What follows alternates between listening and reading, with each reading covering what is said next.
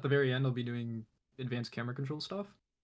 I'll probably be doing that in game, so I'll run through the process of that, and then we can kind of just talk about it. And if anyone has questions on how to set up the advanced camera control or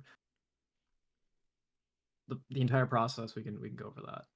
I don't feel like that would really work well on a presentation, so All right. So the Ludens Captura seminar is for, I get it's kind of like the no mic chat, but also anything valuable that he says that you want to remember, you can throw in there, or maybe a screenshot from his presentation you want to throw in there, uh, just for kind of bookmarking something you want to remember. And that's about it. The Ludens, it's up to you now. stop a minute. Hold on. All right. I'm looking at memes. Priorities. Yep. Okay. Take it away. Share screen. How is this working? Okay, let me make sure this resolution is crisp. Hold on. Source resolution. That should be fine, right? Does that look okay? Can you that stream looks on fine. like 8-bit, please? 8-bit? Nah. Yeah. Oh, damn. Okay. You're gonna get cooked. Okay, let me start recording, and then hopefully break my computer. Don't break my computer. Okay. Okay. Welcome to Captura 101. This is going to be a very possibly basic presentation, depending on how many questions people ask. So feel free to ask. I will answer to the best of my abilities. So first off, why the fuck should you listen to me? I do Captura stuff. I used to do videos. Currently, it's in limbo, but I produced Flickr. Mostly images, but I've also made a good amount of videos, and I've also collaborated with Relentless Zen on numerous cinematic projects as well as numerous his videos. So if you are familiar with his work, as well as his catalog of work and how big that work is, I had a very large impact on Captura production for his videos. So examples of my work, more examples, more examples, examples of my work inside of Relentless Zen's video, B-roll. This isn't mine. This is mine. This is mine. Yeah, you get the point. How do I skip? Oh god.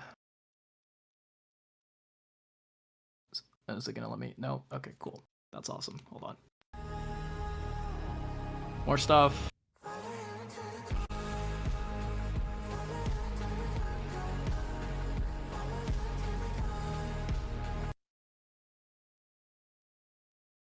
It's just gonna let me. That's not cool. I don't know why it's not letting me skip the slide. Okay. Anyways, this is what I will be covering in this quick video. Quick presentation, not possibly quick. We'll be going over settings, tools, and resolution. Basic composition stuff. This is mostly going to apply to photography, but it also applies to cinematography. The composition stuff is also very basic photography stuff and not necessarily Captura, so it could also apply outside of video game stuff. I'll also be analyzing composition so that you can have a better idea of what to look for in an actual image and what makes an image stronger.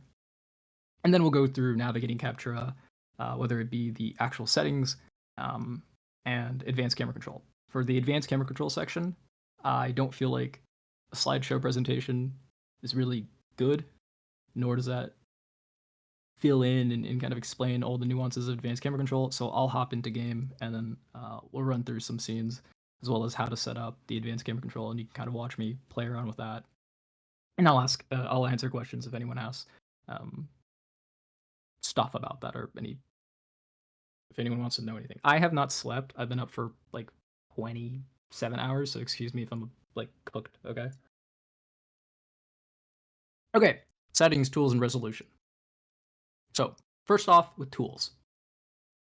These are the tools that I would recommend anyone use, but I also want to let you guys know that you don't need these things. Tools are nice to have. It allows you to open up possibilities and sort of give yourself a lot more leeway in terms of making stuff with Captura, but you don't need tools. So the tools I'll be covering are Reshade, SRWE, and Lightroom. Reshade is a generic post-processing injector. It is completely safe to use in Warframe. Don't be afraid. And it allows you to basically apply filters into the game, do a bunch of crazy stuff, opens up a bunch of possibilities. But mostly, if you are using Reshade, you should use Reshade to substitute some of the in-game settings that Captura does provide, but aren't adequate. So that would be depth of field, exposure, color correction, filters, grain. All right, we'll get into that later. SRWE, Simple Runtime Windows Editor, is a program that allows you to basically take an application and manipulate its size, position, aspect ratio, resolution. This is very helpful if you are making static images and want a higher resolution, but don't have a monitor that supports it. I know you can, if you have an NVIDIA card, I'm not sure on AMD, you could make like hyper resolutions and fake resolutions, but this is a much more elegant solution that doesn't require you to change the actual resolution of your screen or monitor to basically have 8K, 10K, I don't know, fucking 15K resolution shots. Don't ever do that, but you can do it if you want to. Lightroom.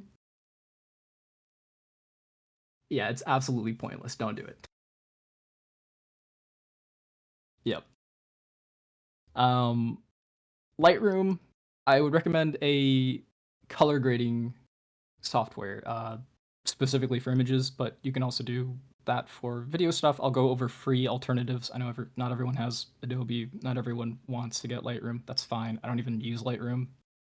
But I do think like post-processing is something that it's a small thing, but I think it's worth doing. So we'll go over that later. So Reshade, what is Reshade? Well, like I said before, is a post-processor that you can inject into the game.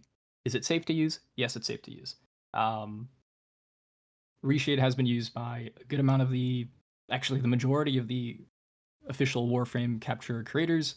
It's been used by Captura creators who have been commissioned by DE to make promotional Captura for Quest for Cancer, Quest to Conquer Cancer, and other promotional event stuff. So you are fine using Reshade as long as you install it right, and it is incredibly easy to install. I have faith that everyone is able to do it. I will also include links to Reshade as well as instructions on how to install it later. Does Reshade take a lot of processing power? Reshade can. So it really depends on what you have on Reshade. Some of the effects on Reshade can be incredibly GPU heavy, they can be incredibly CPU heavy, or they can be RAM heavy.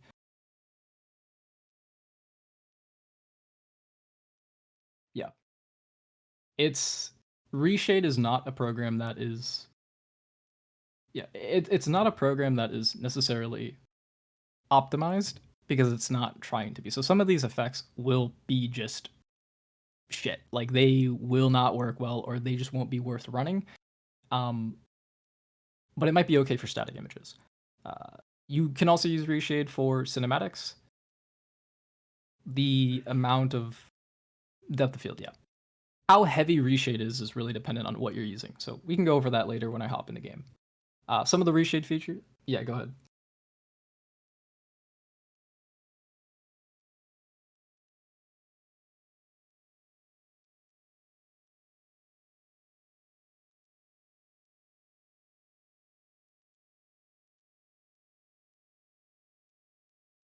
What the fuck?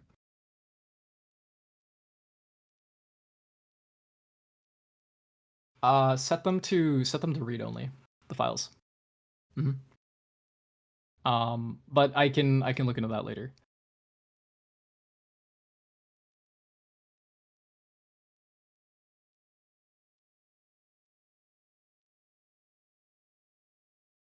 Reshade is not meant to do that. So if your reshade is doing that, it's probably some setting, file setting. It's not supposed to do that.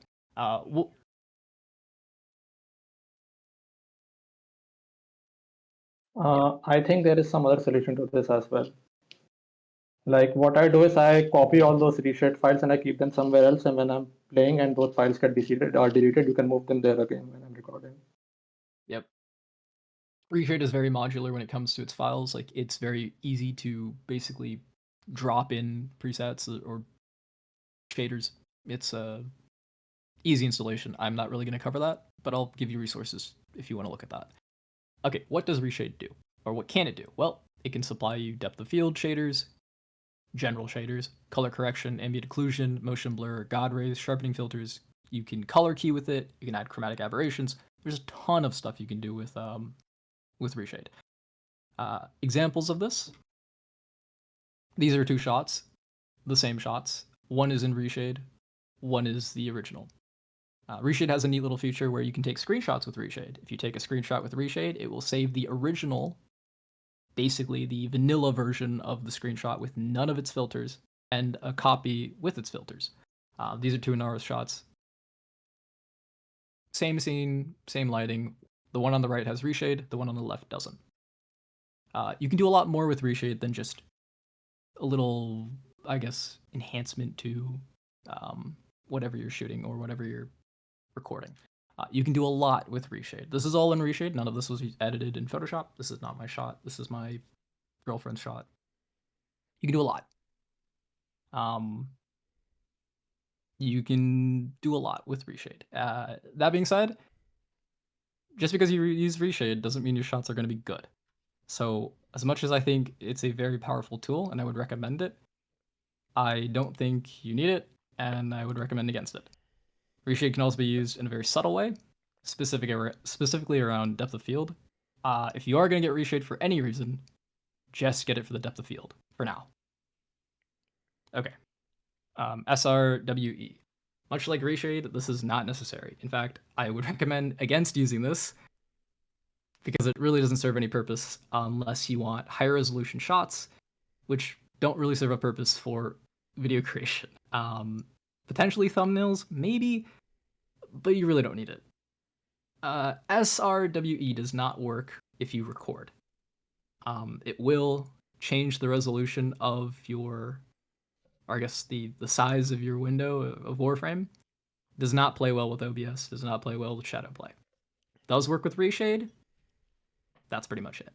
There are some benefits for upping your in-game resolution. A lot of things that are tied to render distance, specifically far tree textures and distant objects that have like pop-in, those things will render in with higher resolution. So yes, you can technically, like there is an actual difference and benefit to using high resolution through SRWE, but it's so niche and honestly, it really doesn't matter, but it's a thing. So I figured I'd let everyone know. That being said, bigger resolution does not mean better image. These are two shots. One with, I think one is 4K and one is 1080p. Yeah, this is the 1080p shot. This is the 4K shot. This is a pretty boring shot. This is a much better shot. Resolution does not matter. Hell, you don't even need to record in high resolution. It's for video stuff. 1080p is completely fine. Composition lighting is the most important factor. We'll get into that later. Other things, Lightroom and post-processing software. I highly recommend if you're making anything with Captura, hell, if you are even recording the game, take the couple seconds to a minute to just color grade your work. It doesn't have to be crazy. You don't need to be fancy with it, but color grading goes a long way. Just a small little thing, a tweak of a color, higher contrast, maybe a little bit more of saturation, just adds more. Do it.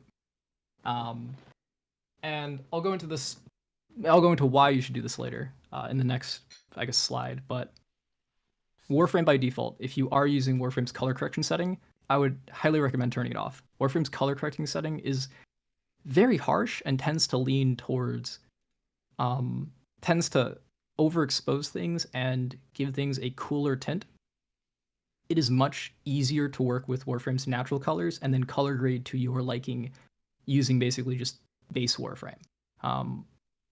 Again, that's because Warframe, if you do have color correction on, it's dynamic. So it will shift between scenes, it will shift between lighting. Sometimes it doesn't even work in some scenes. Warframe's just weird like that. So I highly recommend post-processing software. If you're doing images and you don't want to use Lightroom, Darktable, Raw Therapy, those are probably the best, like easy, super easy to use. They're just as powerful as Lightroom, and yeah, use those. Video color grading solutions. DaVinci Resolve is probably the best here, but I don't think you should download DaVinci Resolve just to color grade. Adobe Premiere, Sony Vegas, any of the video editing softwares that you're primarily using to actually make the video, just color grade in that. You don't really need to download a whole new software just to color grade.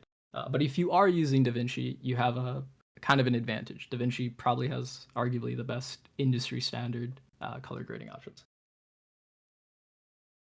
Okay. So now we're going to go into in-game settings. This is a very basic rundown of in-game settings.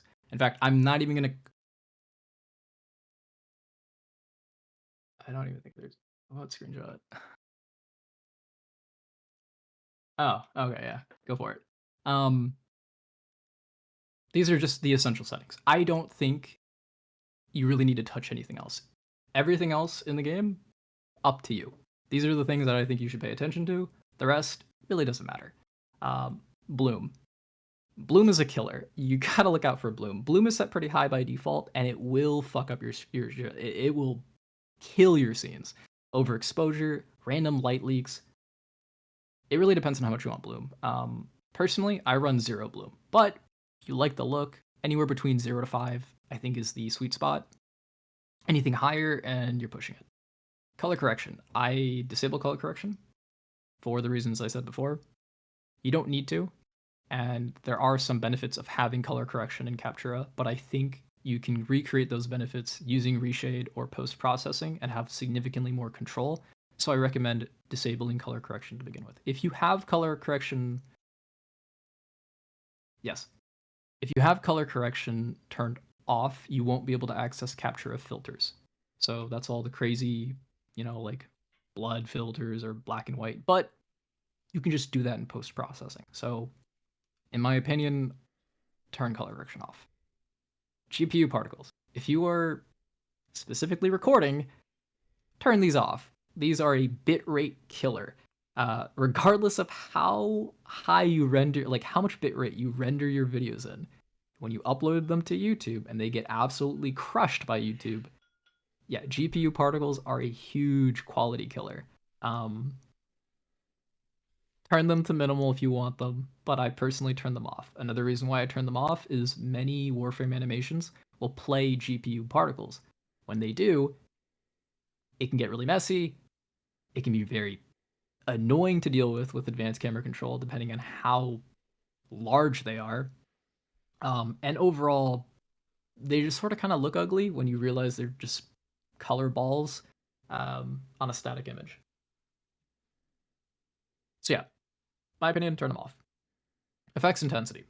This is technically not a graphic setting. This is, I think, an accessibility.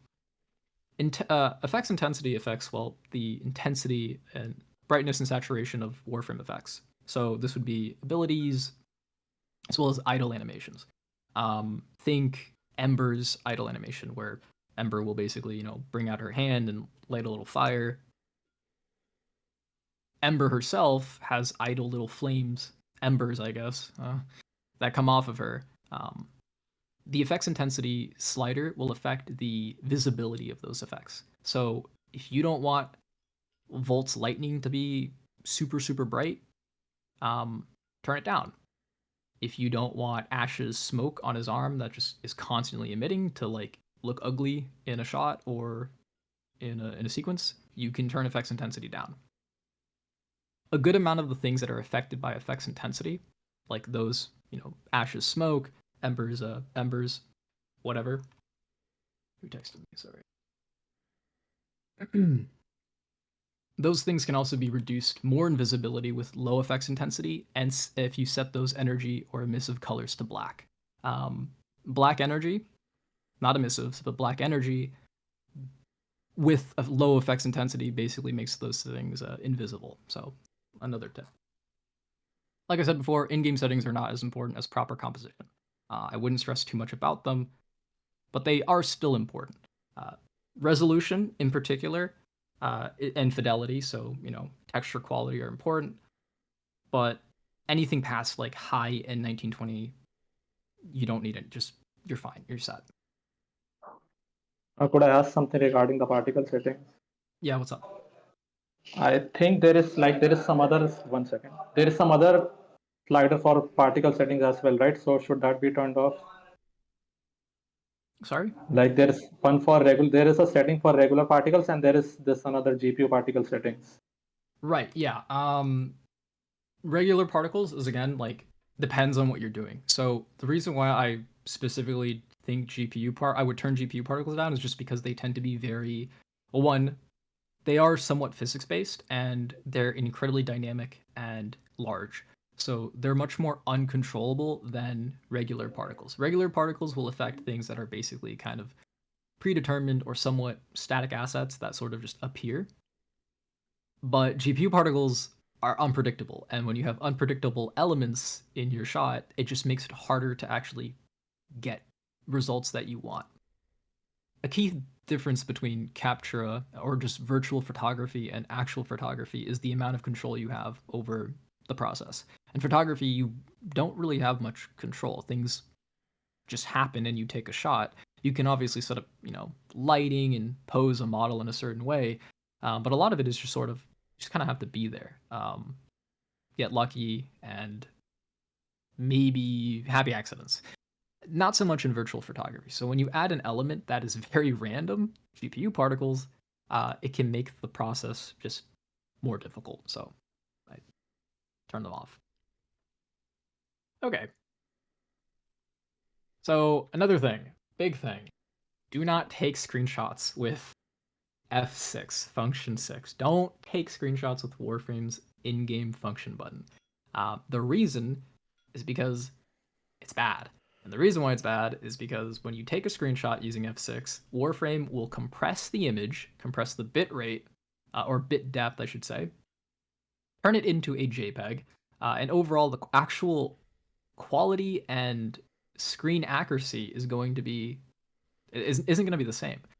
There's a level of dynamic range compression that is added to a screenshot that's taken with Warframe's screenshot function, where your whites won't be as bright, your darks won't be as dark, and your colors just won't be as vibrant. The edges of objects also just won't be as sharp. I have a little GIF here to showcase this. It's not the most clear GIF, but I hope you can see somewhat of a difference. Okay, you can't really see much of a difference. I'll throw it in chat later. There's like very minor pixels on the outlines. It's much more noticeable on actual shots, and I'll just post this GIF into here. And everyone can take a look at that for like a brief moment. But yes, don't take screenshots and print screen or shadow play, reshade, Steam uncompressed screenshots. Anything but Warframe's in-game screenshot crap. Just don't do it. In any case, that explains a lot. Yeah. Yeah, because I always did it that way. Yeah. Yeah, it destroys fuck. any image. It's bad. Yeah. You notice like the whites might be a little bit warmer, but also less bright. It's not great. Okay, moving on to Composition 101. Now, composition is a very complex topic. I am also not the best at composition or explaining composition because it's something you sort of eventually intuit. But I'll try to go through the basics, at least what I feel like is important for virtual photography. So, headroom. Headroom or headspace, I refer to it either or. Headroom is the concept in photography and cinematography that refers to the relative vertical position of the subject within the frame of the image. Headroom refers specifically to the distance between the top of the subject's head and the top of the frame. So when we talk about the frame, we talk about the aspect ratio of an image. That is the frame. I have the Mona Lisa here because it's a good example of proper headroom. The space between here is proper, okay? Properly frames her. But how do you know how much headroom you should have? Well, you kind of don't. There isn't a correct amount, or at least there isn't an objective correct amount of headroom that you can sort of apply to every single image. Headroom is, again, just a singular aspect of composition, and the amount of headroom that you should apply to an image or sequence, depending on what you're doing, should complement the image's intent. You should take into consideration line, shape, form, texture, color, size, depth, basically every aspect of composition when determining how much headroom the subject of your image should have. So what this means in practical terms is a lot of headroom.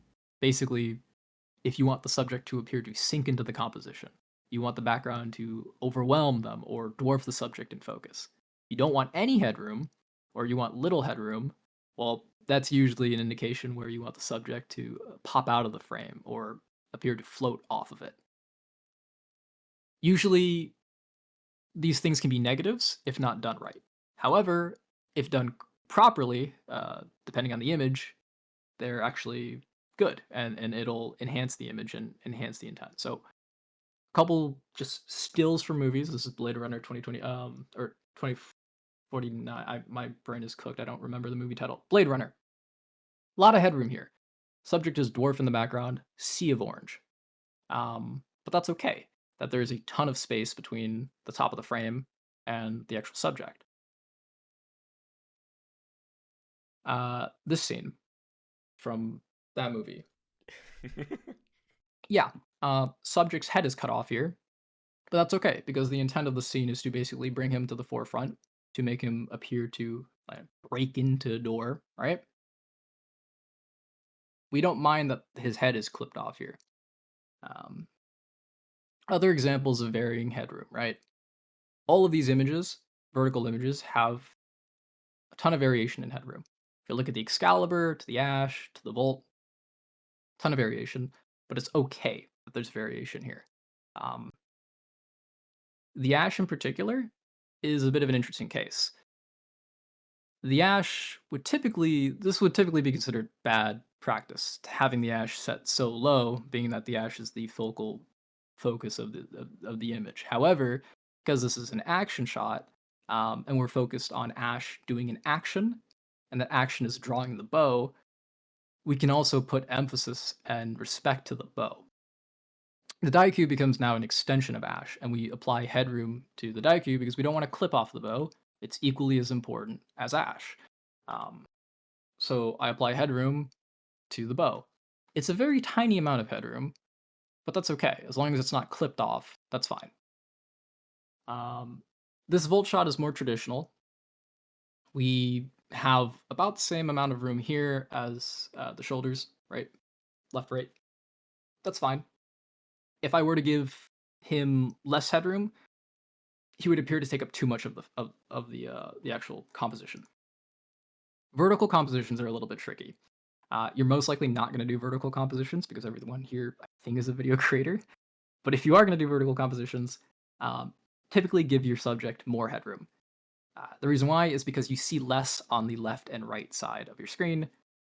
So if you bump up, or I guess reduce the amount of headroom, the subject ends up taking up way too much of the screen. Same principle applies to the Excalibur here. Another thing with the Excalibur here is we technically have two frames. We have the actual frame of the composition, right? And then we have Excalibur framed inside of the sign here. Sure, his legs are clipping apart, or clipping off, but between this blue line here, the top of the sign, and Excalibur's head, that's proper headroom. He's not clipping off of it. He's not too far up. I think if you were to crop this and then blow it up into the size of the Volt shot, it would be around the same. Example of improper headroom. This Garuda shot. I clipped the head of Garuda here. Shot still okay? I mean, it's still okay. It looks fine, but it's not as strong as having the subject not interrupted like this. So this is the shot, backed up a little bit, basically uncropped. The previous shot Pro- looks as if it were like taken from like a video instead, as if it were an action shot, rather Right. than like purposed to be a photo. Right. So it looks kind of interrupted. the subject is interrupted by a cutoff frame here. You don't want to do that. It just takes a little bit of effort. Even a tiny amount of headroom, right? This is a tiny, tiny amount. But that's okay, because the subject is no longer interrupted and cut off. So just keep that in mind. Okay, positive and negative space. Another important part of composition. This is very, very important when it comes to clarity. So positive space basically is your subject. Subject or things of importance. So the positive space here is taken up by the mag, being the focal point, as well as this giant rock formation to the left, right? Negative space is the opposite of that. It is the empty space, the nebulous space with very minimal lines or things that just allow the positive space or the subject to stand out from. So that would be pretty much everything else in the background. The sky, the clouds, this little piece of ground here too, right? Okay, so we can look at the shot blown up now. Positive space is the subject, and because the subject is basically surrounded by a bunch of negative space, we can actually see the subject. Moving on to leading lines. Leading lines are a compositional technique where human-made or natural lines lead the viewer's eyes through a photograph to the subject. This is a lot harder to do in Warframe because Warframes are very organic, but we try to strive for leading lines. Now, leading lines don't have to be these strict objective lines, okay? They don't have to be these perfect lines that line up perfectly with your subject, or it doesn't have to be like that. We'll get into how you can identify leading lines in a compositional analysis later. But for now, all you need to know is that leading lines are created by elements in the scene that, when put together, allow your eyes to sort of naturally drift around and find and focus onto the subject. Lighting. These are the 3 lights in Captura, but they're also 3 lights in just photography, so I'll cover them. The rim light is a light that is typically placed behind the subject to expose the outline or rim of the subject with light. The rim light here is basically just this little edge here. It will outline your subject. It is the least important light, in my opinion. The rim light is very situational, and sometimes you don't need it. Oftentimes, I rarely use it. The fill light is responsible for exposing the details of a subject that fall in the shadow of the main or key light. This is used to determine the rest of the shadows and contrast and brightness of a scene. I should say subject of a scene. The main light is the primary light source, basically serving as the main source of exposure on your subject. Whatever is not lit by the primary light will be filled in by the fill light. So you can kind of flip around with these two. Sometimes I ignore the main light and will instead want to use the fill light as a substitute because the fill light is often softer. You won't cast too harsh of a shadow or you won't cast too harsh of an exposure on the subject. So sometimes I'll just use one light in Captura instead of all 3. You don't need to use all 3. Example of lighting. So this is done with the main light and the fill light, and we have a little bit of rim light. So the rim light is coming in around here. When we have a fill light back here to shine blue on this tint. And I don't actually think there's a main light here. This is most likely scene lighting. So we just have fill, and then we have a rim light. That's it. Questions? Okay.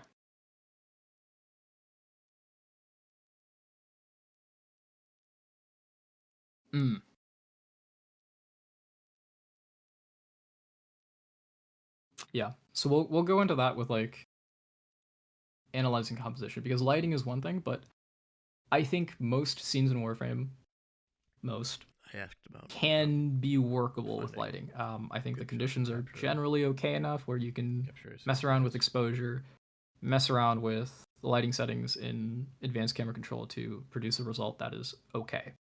The biggest thing when it comes to selecting scenes that I would focus on for anyone here is composition, particularly what makes a background interesting, and we'll go into that here. Okay, analyzing composition. What makes a shot work? This is a thumbnail by Kai on everyone. I assume everyone knows who Kai is, the Warframe YouTuber. Yeah. Okay. A thumbnail. Ash focuses on the Latron. Now, disclaimer. I am not a successful YouTuber. I am using these thumbnails and screenshots to demonstrate how to evaluate good composition, but don't take this as thumbnail or video advice. I'm going to hone in on how to produce compositionally stronger images and sequences, but this is not me telling you guys how to make thumbnails. I don't know how they click. So, yeah. Okay. Kai's Ash. What's wrong with this image? Well, in terms of clarity, there's no shadows. So there's a lack of shadows here, which results in the subject appearing flat with little depth. This is problematic because the subject doesn't have any color. So it's very difficult at a surface glance to figure out what you're looking at when you're paying attention to Ash. It's easier now when we're just staring at it, but at a surface glance, it's like, okay, well, his arm sort of just blends into his body and blends into the gun. It's all gray. It's an amalgamation of gray and white and black, with very little variation there, and very little depth or shading. So it's very difficult to make up the subject due to flat lighting. You don't want that. There is improper headroom here.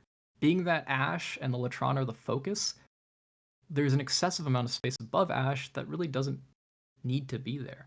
Ash should be the main focal point since there's nothing else here, and yet we just have a ton of headroom, which just makes him appear small and kind of dwarfed by this nebulous cloud around him. So again, not great. Poor use of negative and positive space. That usually just comes with improper headroom. So that's a given. Lack of color. You don't necessarily need color in your shots. In fact, some of the best Captura I think having just black and white Captura can be very interesting. But having a lack of color makes it hard to separate the subject from the background when everything is one sort of in the same palette. And we'll go through an exercise to kind of understand that later. When you aren't working with a lot of color, I would highly recommend working with sharper contrast, and that's something that I end up working with in a bit. There's also a lack of leading lines, or a lack of focus. Sure, yeah, we have a subject in front of us, but besides that, because of everything else in the composition, I can't even make up the Latron if I were to squint my eyes. It's difficult to see. And if the focus is on Ash holding the Latron, well, it sort of fails. Okay, so I took the liberty to remake this screenshot. I added the broken text just so that you could see it, what it would look like as a thumbnail. As a thumbnail, but that's not the point. The point is just this shot. I'm working with the same Ash skin. I'm working with a Latron. I'm working with the same color palette. It is a different scene. So it's a different scene, but the general idea is there. So the focus is on Ash holding the Latron, but this is much more visible. A couple things I did here. Just pull up my notes. I can already tell you emphasize the light to make the eyes draw towards the Latron. Right. With this shot, I lowered the scene light to add a dramatic shadow on Ash's left side. This is Orb Valis. Orb Valis and a lot of the open worlds, a lot of the newer scenes, they have dynamic lighting.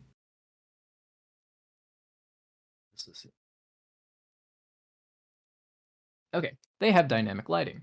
What that means is the amount of scene light that you apply will apply to your Warframe, or at least part of it will apply to your Warframe. This is also the case because of the day-night cycle. So a lot of the light here isn't actually from the main lights or triple light setup.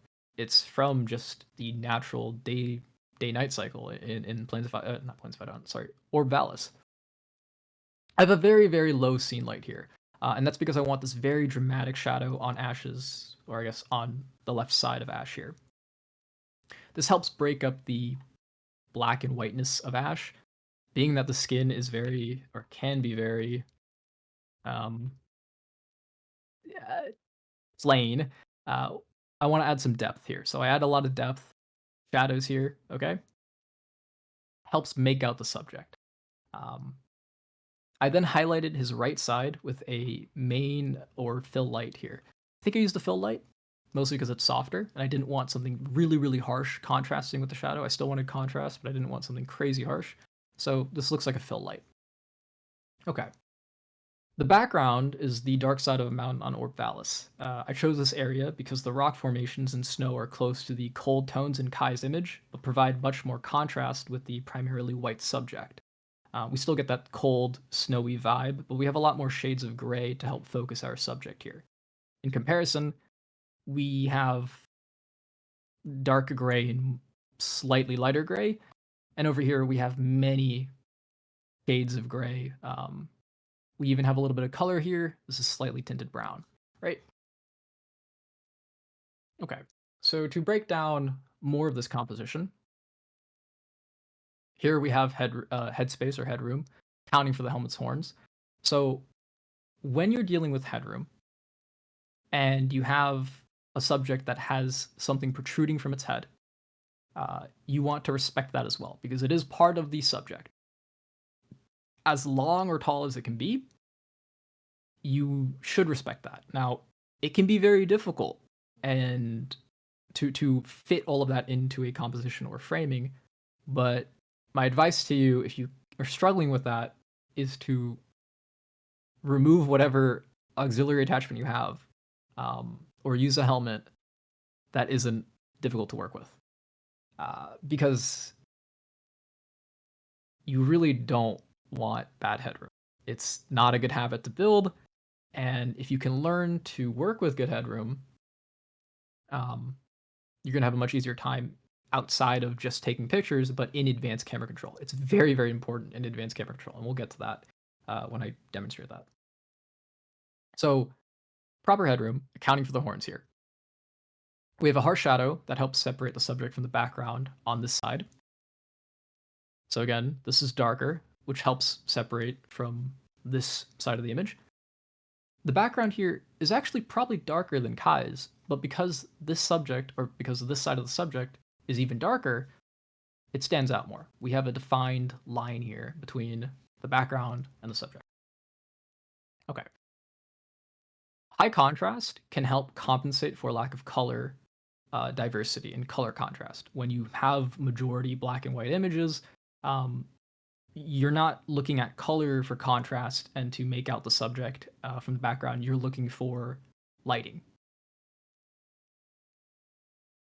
We also have a clear contrast between the lit side of the subject and the background. So again, on this line, this is much brighter than the dark background here, so we can clearly make out this side of the shoulder. On the opposing side, this is clearly much darker than the already dark side here, so we can also clearly make this out. Okay, this looks like a mess. These are the leading lines. So again, leading lines are parallel lines that allow you to sort of read an image better. The red lines run opposite to the yellow lines, and they lead from this side of the mountain, this slope, all the way down, intercepting the trim, the prime trim here, as well as the general kind of angle of Ash's forearm, and then they run down here to the side of the other mountain.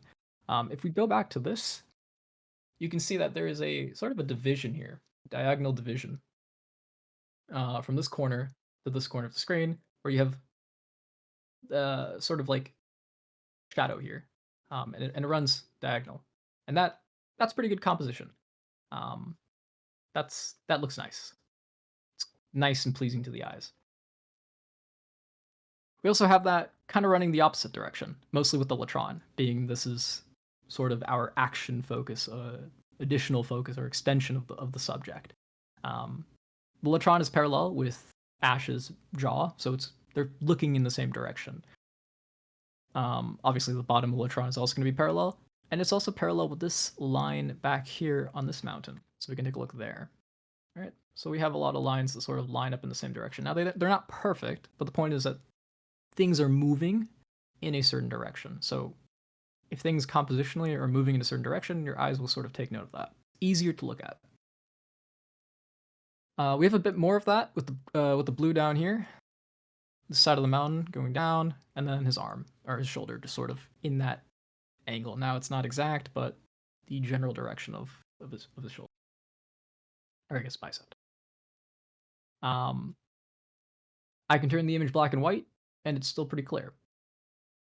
Less clear, yeah, but you can still make out that this is... The subject does not get lost if you were to remove the color from the scene. Okay, so this is a very blurry image. This is Kai's screenshot blurred, given a ton of Gaussian blur. It's very difficult to make out what the subject is. Now, if you stare at this long enough, you'll probably go, okay, that's like a dude in the center, most likely. Now that we already know what this is, it's clearly the Ash. But it's very difficult to make out. On the flip side, this is significantly easier. You might not be able to tell exactly what it is, but at least you'll know that the subject pops out more. This is what I call a blur test. Images, and this isn't necessarily specifically thumbnail related, but images in general. A good image you should be able to see the intent of an image and the focus of an image at a glance. And a good way to sort of replicate the ability to do that is basically to blur the image or make it very small and then see if you can actually tell what it is or kind of what it is, what it resembles. The text here is helping Kai's shot a lot. If I were to remove the text here, this would all look like a blur of beige. This, you might not be able to make out exactly what it is, but at least you can tell there's a subject here and there's a background. Okay. How do we feel? Is that too much? Do I need to slow down? Want to go back? Everything. So you've done a good job. I don't know about everyone else though. Pop in, everyone. Questions? All good for me. Okay. Moving on to navigating Captura. So I will go more into this when I actually hop in the game because I feel like advanced camera controls are a pain in the ass and deserve an actual demonstration instead of me just talking about them. So camera controls essentials. So these are a bunch of essentials. Take a screenshot. I'll go over them when I go into Captura later, but blah. Depth of field refers to the distance between the closest and farthest objects that appear in focus. Yeah, I don't recommend using depth of field if you don't have reshade. I genuinely think that Warframe's default built-in depth of field is garbage, and I think it's incredibly difficult to work with. And if you do work it well, it's still not that great in terms of positive results. And if you're adequate with it, it ends up making your scene look worse, in my opinion. It adds a blur and fuzziness that I think is worse than just having something that doesn't have, I guess, depth of field. Exposure. How much light the camera is taking in from your scene. If you have color correction turned off, exposure will actually work for you.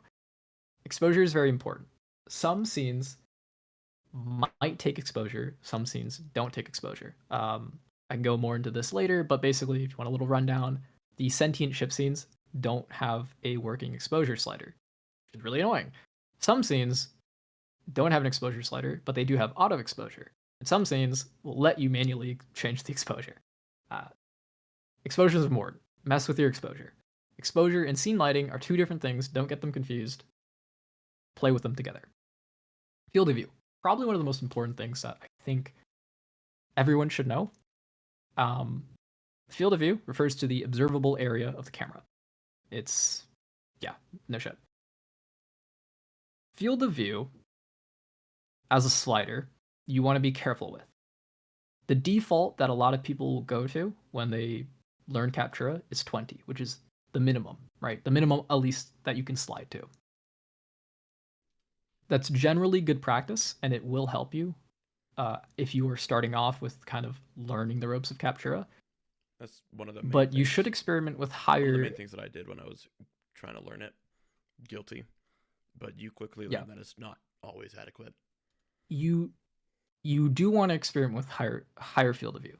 Anywhere between, in my opinion, 15 to 25 for subject shots, and anywhere between, I'd say, 25 to 45 for landscape, or anything with a wide subject matter. If you were doing anything note, like I said, the slider only minimizes at 20, but if you click on that number and type the number you want, it'll take it. So you can go below 20, but it doesn't work for advanced camera controls or anything like that.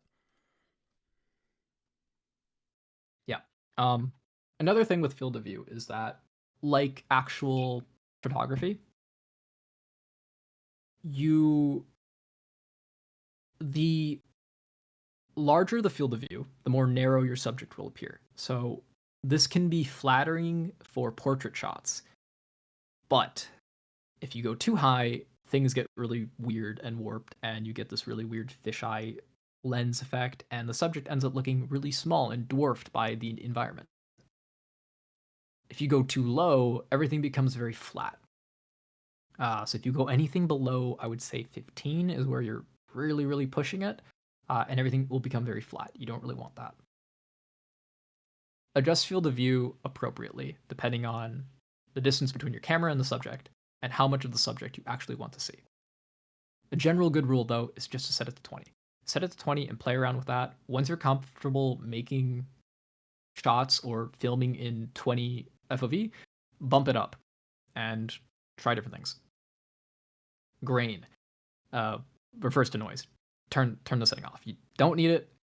It's bad in Warframe. If you want grain or noise in your Captura, do it in post, because you can control the level of noise, you can control the depth of noise, you can control how noisy it is, how saturated the noise is. You have so much more control outside of Captura. Don't turn on noise. And in fact, go into the Warframe setting and turn grain off, because if you don't have grain off, and you go into Captura, by default, there's a tiny bit amount of grain that's set to default, and you actually have to turn that off. It's very, very difficult to see and notice because the slider is almost zero, but it's not. What do you mean Okay, by moving on. noise? Noise, as in just noise, like grain. I don't really know how to describe it other than noise. Think like TV static. TV static, yeah. More, like a sandy texture. It's also bad for bitrate.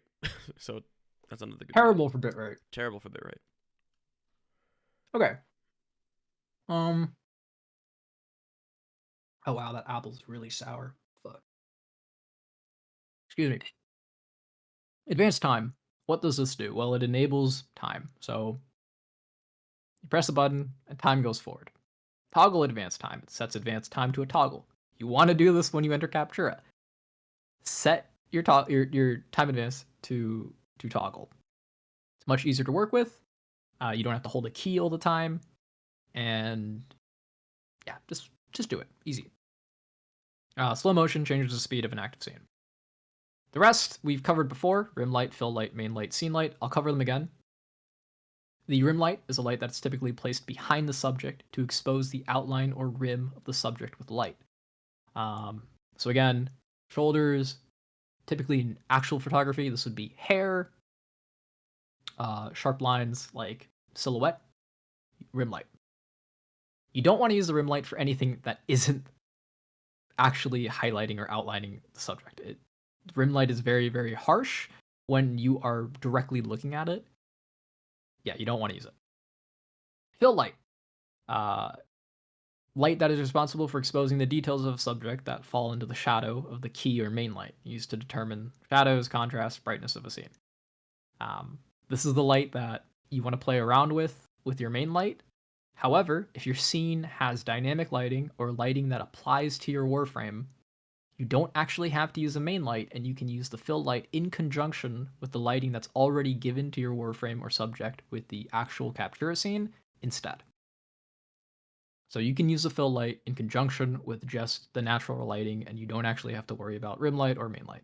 That's primarily what I do, but that's also like an aesthetic choice.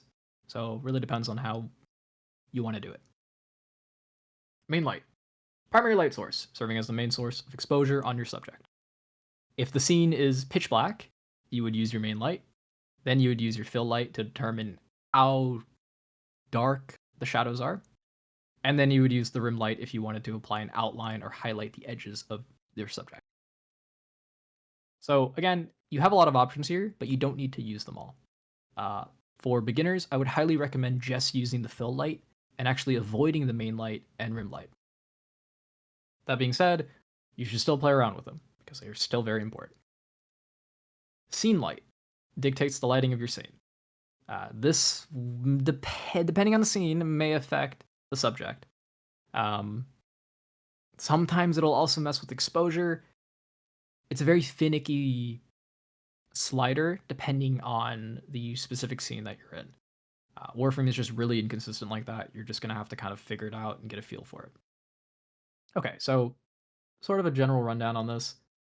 We'll go back to this when I actually do advanced camera control stuff. Oh. Okay. I don't have anything here. I stayed up late and I kind of forgot, and I didn't have time to finish this part of the presentation. We'll go into game and I'll answer questions regarding that. Oops. Okay, I want to talk about some Captura stuff that people want me to talk about. So this is Professor Distro's Caliban thumbnail. It's firing us all the time. Brace yourself. Yeah, so again, I'm not going to be talking about what makes a good thumbnail. I don't think I'm qualified to talk about what makes a good thumbnail. But in terms of Captura, I'm going to give some critiques that hopefully everyone can learn from here. Hit me. So the first thing, and I think I said this before, maybe I didn't, avoid using the in-game text setting. The reason why is because you are limiting yourself to just that font. On top of that, you can just do it in post. In my opinion, it's better to remove a lot of the elements that Warframe offers, and just, if you can find a way to have more control over it, do it. So grain, if you can apply it in post, apply it in post. Text, if you can apply it in post, apply it in post. Depth of field, if you can apply it using a different application that gives you more options, use Reshade. Yeah. Strip away those things from Warframe because they typically tend to be pretty shit.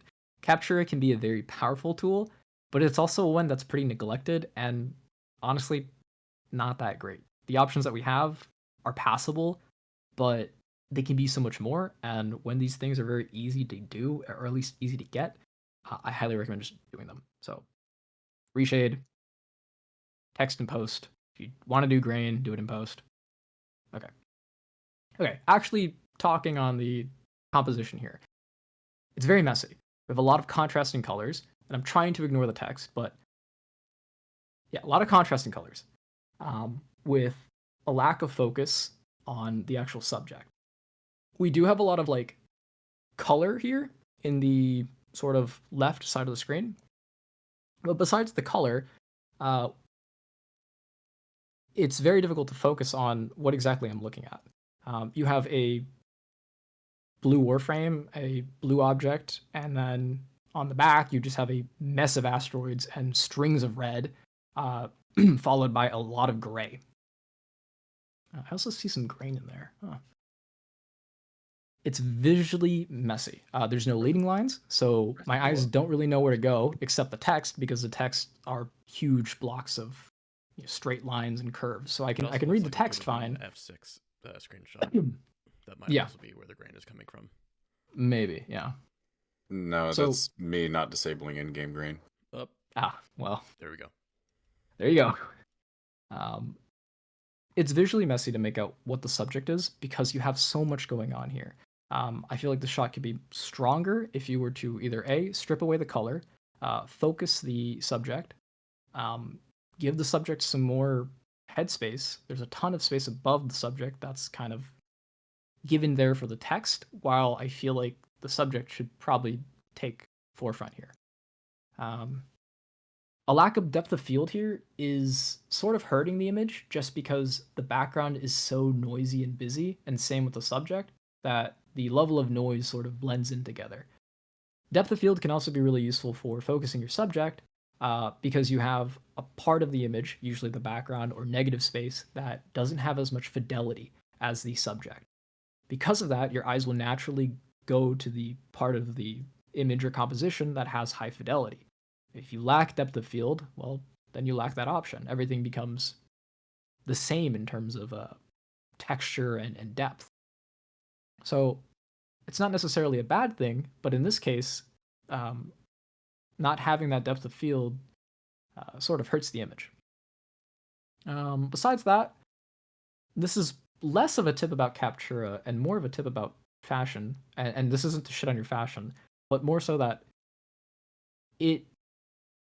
you sometimes might need a compromise when it comes to fashion and Captura. Warframe attachments can often be very bulky. They can often break the silhouette of a warframe. They can often clip. And because of that, you should take that into consideration when you're making images or even recording. When you have shoulder plates that sort of add bulk or add noise, break a silhouette from a certain angle, it might just be better to take them off for a screenshot or recording. You can apply them later for gameplay, but just for the sake of clarity and readability, consider it. Okay, besides that though, positive things that I like about this image. The background is really interesting. I think the sentient backgrounds are really strong places to shoot. I just think that the execution here could be a lot stronger.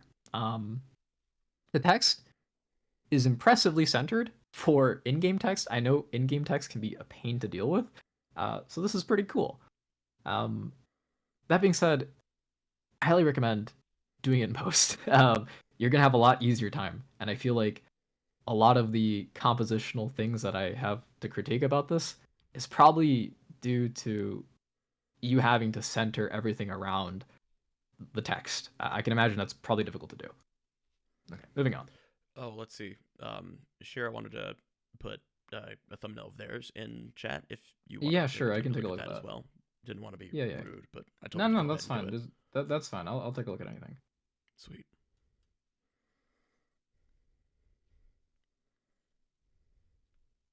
It's only been an hour. Wow. Okay.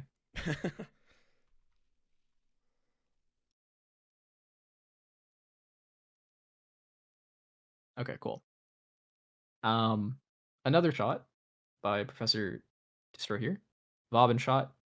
Very strong shot, compositionally. I don't really have much to critique here, except on visibility and minor things, as well as personal, like, sort of stylistic choices. But again, those are very, very subjective. The bloom here is doing a lot. We're bloomed out the ass, which personally I think makes this image a lot harder to read because you have this rainbow chromatic, like, sort of rainbow aberration going on around the entire screen, as well as highlighting all of the cyan, like, blue dots and energy on Vauban. It's very bright in those areas, and I feel like because it's very bright in those areas, it's harder to make out the dark shadows in Vauban, so we lose a little bit of depth there. That being said, not the biggest deal. What I would critique here in terms of the pose and I guess past the lighting and bloom stuff is it's very difficult to read what's going on around the head here. Vauban's head is a very simple design, and the colors here contrast great with the what is this scene called?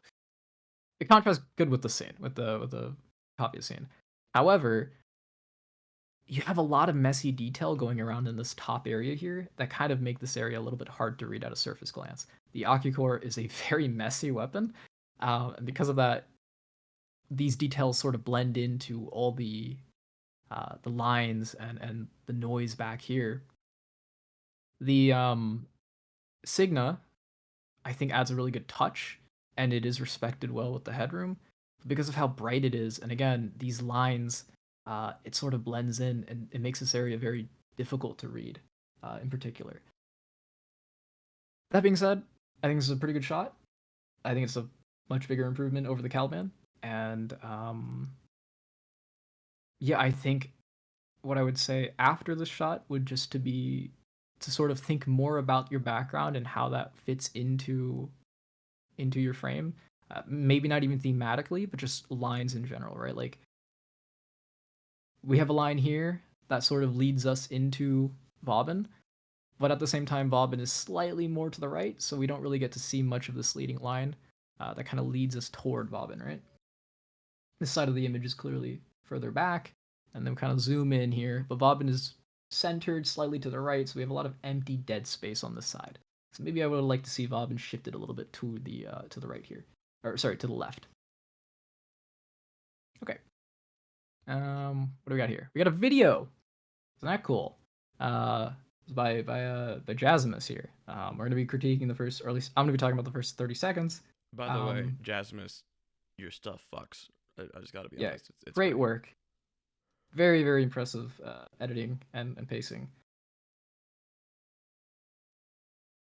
I have this muted just because I want to focus on Captura.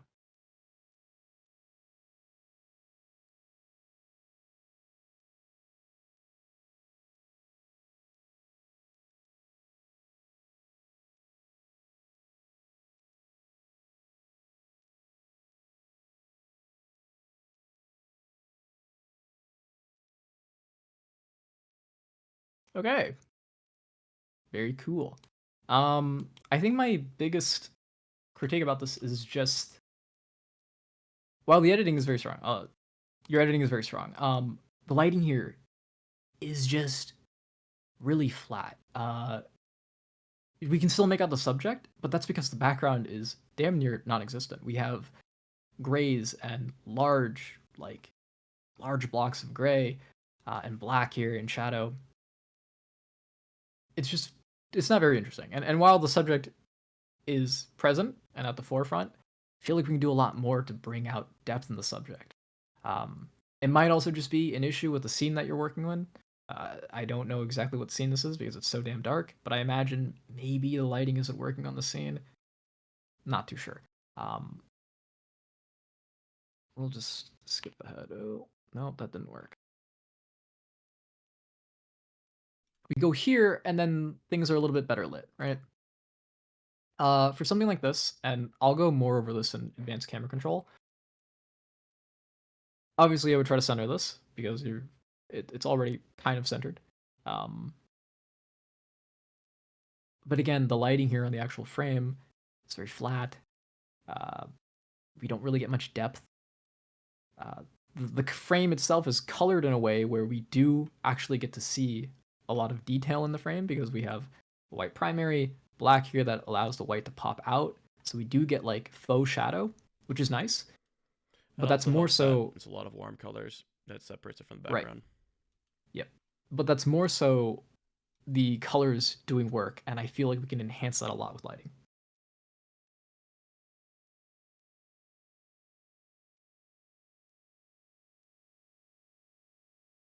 So again here, I really like the glint that we got going on here. This looks really nice. I think this is much stronger having the black background and just having highlights here. This looks like either rim light or fill light. This is really good.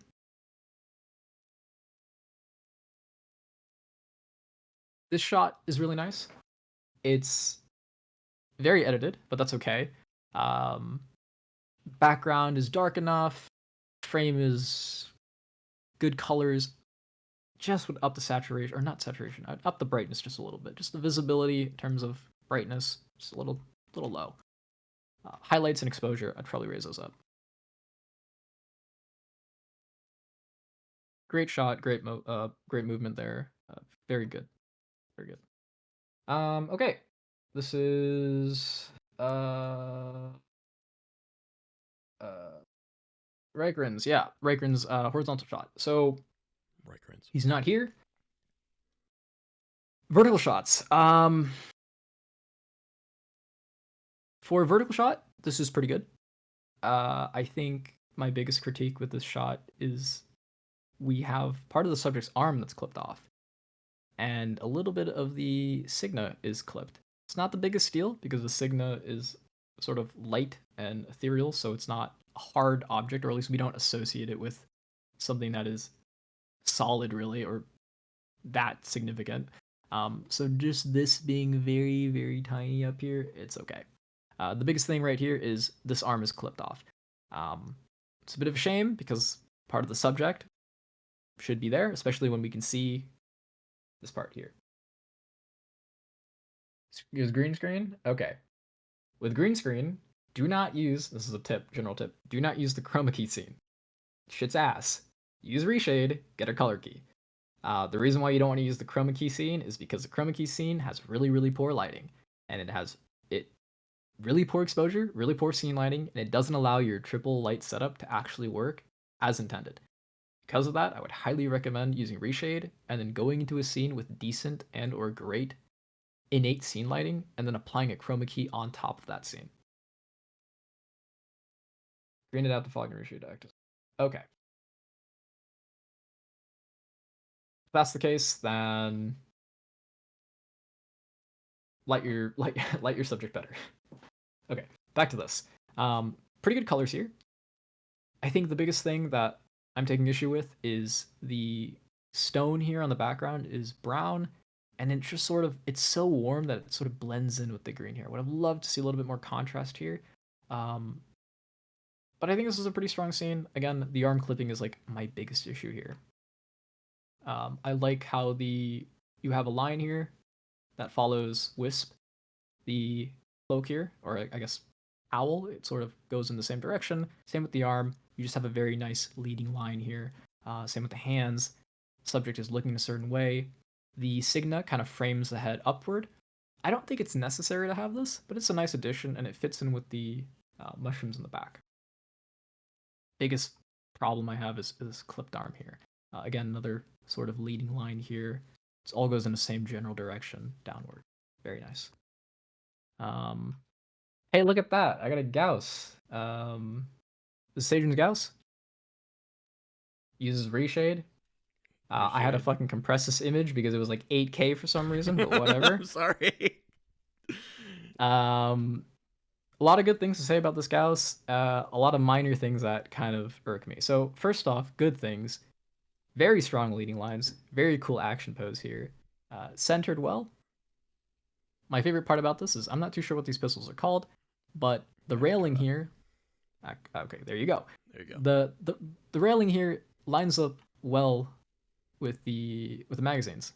It's really nice. We have. This is not an accident. It was not at all. It was a complete accident, but a happy accident and a good one. Very strong leading lines here. Okay, we have movement, direction, eyes focus here, then it goes to the gun, and then you see them all lines up. Really nice. Even get that here. It's really nice. Now the issues here are with reshade. We have ambient occlusion, which was not layered properly in reshade, so you have this really weird artificial shadow on the staircase here. You can't really see it on the stream, but if I were to zoom in, you'd see it. It's pretty harsh, and it looks pretty bad. Not great. Yeah. However, you that's a minor mistake. Around the order reshade renders its effects, by the way. Yeah. Learn from me. Another thing, headspace. Ooh, we're clipping that subject. I know we want the shot to be close. We really want that shallow depth of field so that the guns are blurred out and you really focus in on the center of Gauss and his head and his chest and his arm.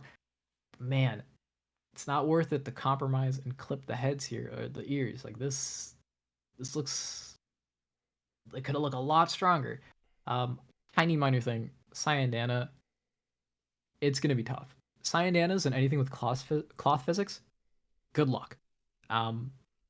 Shit's gonna clip. It's gonna look bad. You're just gonna have to deal with it. I highly recommend compromising and just removing Cyandanas. If you don't need them there, because they break up your silhouette or potentially add a level of I guess, Unpredictability. lack of control and unpredictability, I highly recommend removing them, especially when you're starting out and you are just trying to nail a composition and nail framing and make sure, elements line up. Having these added, accessories, attachments, fucking pets, ephemeras, remove them. Just plain Warframe. Try that for a bit. Once you feel comfortable, start piling shit on. I highly recommend for practice getting like a default Excalibur, default colors, and just sort of like shooting him around, seeing how that feels.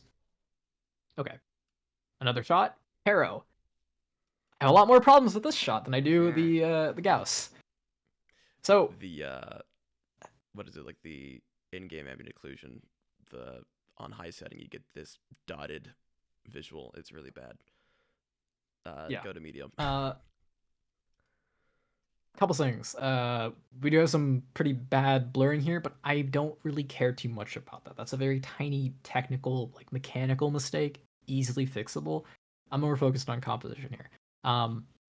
Yeah, so Signas, being that they are basically an extension of your Warframe, you must treat them like an extension of your Warframe. You don't want to clip them off. They're very difficult to use in Captura for that very reason. They're huge. They take up a ton of space. And it can be very difficult to frame them.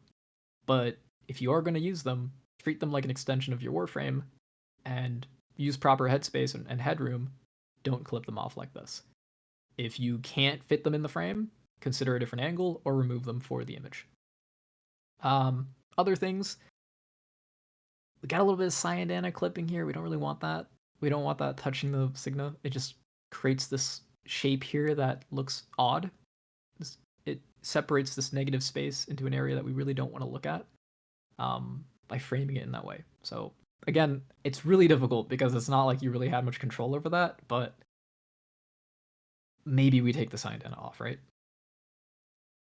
Yeah. Other tiny things. The Thurible spinny thing. It's fine that it's slightly clipped off. However, I think this would have been a stronger image if we pulled back a little bit so that we could have seen a little bit more of the halo and so that we could have at least seen the bottom of this. That way, the action of Harrow moving this and spinning this down wouldn't be interrupted. Our eyes would be able to at least see the entire action here. Besides that, I think this is an okay shot. Arbiters of Hexacene is very easy because you don't really have much in terms of background noise or lines in the background that can really interrupt your subject. But at the same time, because of that, you don't really have anything in the background that can add or enhance the composition, right? It's very much focused on the frame's actions. And because of that, when you have things that are clipping the frame's actions, that tends to take away from the impact of it. So, yeah, don't really have much else to say about that. The lighting here, being behind Harrow, is okay.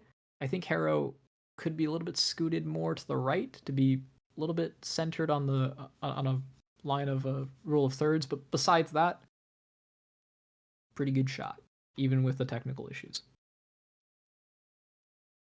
Good friend. Yeah, so this is a screen cap of this is a screen cap of, you're welcome. This is a screen cap of Mr. Historian, Nova Umbral. This is just not a strong composition. There's no intent or focus or anything going on here. This is very much just a frame sitting there. Like a just candid photography. It's boring. Nothing about this is technically that wrong. It's just, it could be a lot stronger, right? With just tiny tweaks and changes. The background, all white, right? Faded white, contrasting with a warframe that is mostly black with barely any shadows or barely any lighting, so it's just this flat color and mess of lines. You can make out the warframe because the colors are contrasting with the background, but besides that, Frost just sort of doesn't really have much depth, and his posture is sort of poor. The headroom here is cutting it really short, and considering this is a screen cap of a moving actual video where Frost is idling, he most likely is clipping the top of this. This could be a much stronger image, and in fact, or a stronger sequence. And we'll go into capture advanced camera controls, and we'll set up a idling scene with the same fashion. Hopefully, I'll try to find the same area for demonstration on how to improve something like this. I don't think I have anything else. That's it. I know. Okay. Well, that was it. So I don't know if anyone has any questions or if anyone wants me to go back and talk about anything else before I jump into the actual game, and I'll run through some advanced camera control stuff, and then we'll wrap this up. Hopefully everyone goes home. So, what mean- program do you use for background text? Background text. So any photo editor, really. I am embarrassed to say that I use paint.net, and that is because I'm lazy and I fucking hate Photoshop, and I don't really care to use Photoshop and wait like 20 seconds for it to boot up just to put text in the background. You can really use any photo editor. It's oh right, sorry, thumbnail. Oops, my bad. Okay, we'll take a look at this. I thought it was pronounced thumbnail.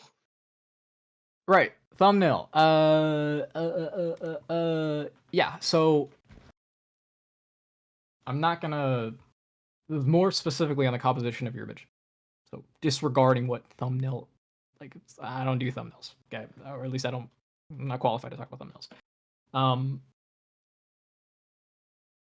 The lighting here is very poor, and that's the scene. The scene is fucking ass. So I don't blame you. The scene is just very, very difficult. Yeah, send me the capture shot. The scene is very, very difficult to work with. The scene lighting and triple light setup don't work that well on this scene. So I would avoid working on the scene to begin with. Besides that, if I were to actually judge it, your warframe minus the black and the actual scene, the background, the negative space here, are very, very, very close in temperature and color. That if I were to, let's say, blur the image or glance at this image from afar, if I were to take off my glasses, it can be really difficult to make out what exactly I'm looking at. Because of that, I would highly recommend a different scene. I think that's the biggest issue here, is let's work with a different scene and then get back to me on that. I think... Oh, great. Okay, then I'll just okay, we'll just do this. All right. We don't need an angle like this. Stop putting tilts on your shit. Let's get away with this. You can use tilts. Tilts are fine. This is too much. This is an amount of tilt that it doesn't add anything to the photo. This photo would look fine if it was just not tilted like this. I get that you might have wanted the sword to be, I guess, horizontal. Why? Your subject is now slanted. Yeah, this would probably work better as a video shot, or if you wanted a tilt, if that tilt was dynamic. As a static shot, there is literally zero reason to have your subject shifted so heavily toward the left where it looks like he's leaning off. I do like the lines here, right? Like we have a line here with the moon, and then we have a line here with the sword. But besides that, your subject being slanted like this looks like he's going to tip over. I see.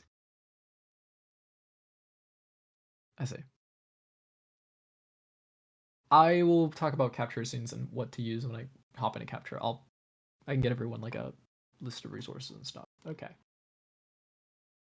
Okay. So if your goal here is to make Mesa like visible, done a pretty good job. However, a lot of that is just because you have white texture, which frames Mesa. If I were to remove the white text, I think you could do a little bit better here. The headspace here is fine. I would say you could probably make it a little bit smaller. You could make Mesa zoom in just a tiny bit here. But besides that, I don't really have much to say because this is practically just a blue background with a gradient and Mesa front and center. As a shot, I think it works as a thumbnail because you have a very clear, visible focus on Mesa. But besides that, I don't really have much else to say on the shot. It's compositionally I would sort of. say the game's depth of field makes the I was also gonna silhouette say that. very blurry. That's something That's a Apple needs to be technical careful issue, of. which That is a technical issue. that's a technical issue that I don't. It's not that important, especially for an image like this, because there's really no need to blur it if the background's already blurred. I imagine you probably blurred this in post, but yeah, That would be my take on like if there was any way you were going to improve it, that's what I would do. Yeah. So yeah, I mean, as a shot, I think just kind of limiting the space here, and then okay, great, I can take a look at the original. Okay, yeah. So I mean, looks like you just a little bit of brightness up here, maybe like a little bit of exposure. I think it's fine. I just don't think it's very interesting. But that's okay. Because for a thumbnail, that's probably what you want. Just a primary focus on Mesa, right? But as an actual image, I think you could probably do better. With having the background be an actual part of your Warframe. Don't be afraid to let the background be a part of your composition. While it's certainly okay to have, let's say where it was, it's certainly okay to have, I don't know, backgrounds be like nothing, right? And just sort of there, like you can have it, you can play around with the background, let it be a part of the shot. It might not be the best for thumbnails, but you know.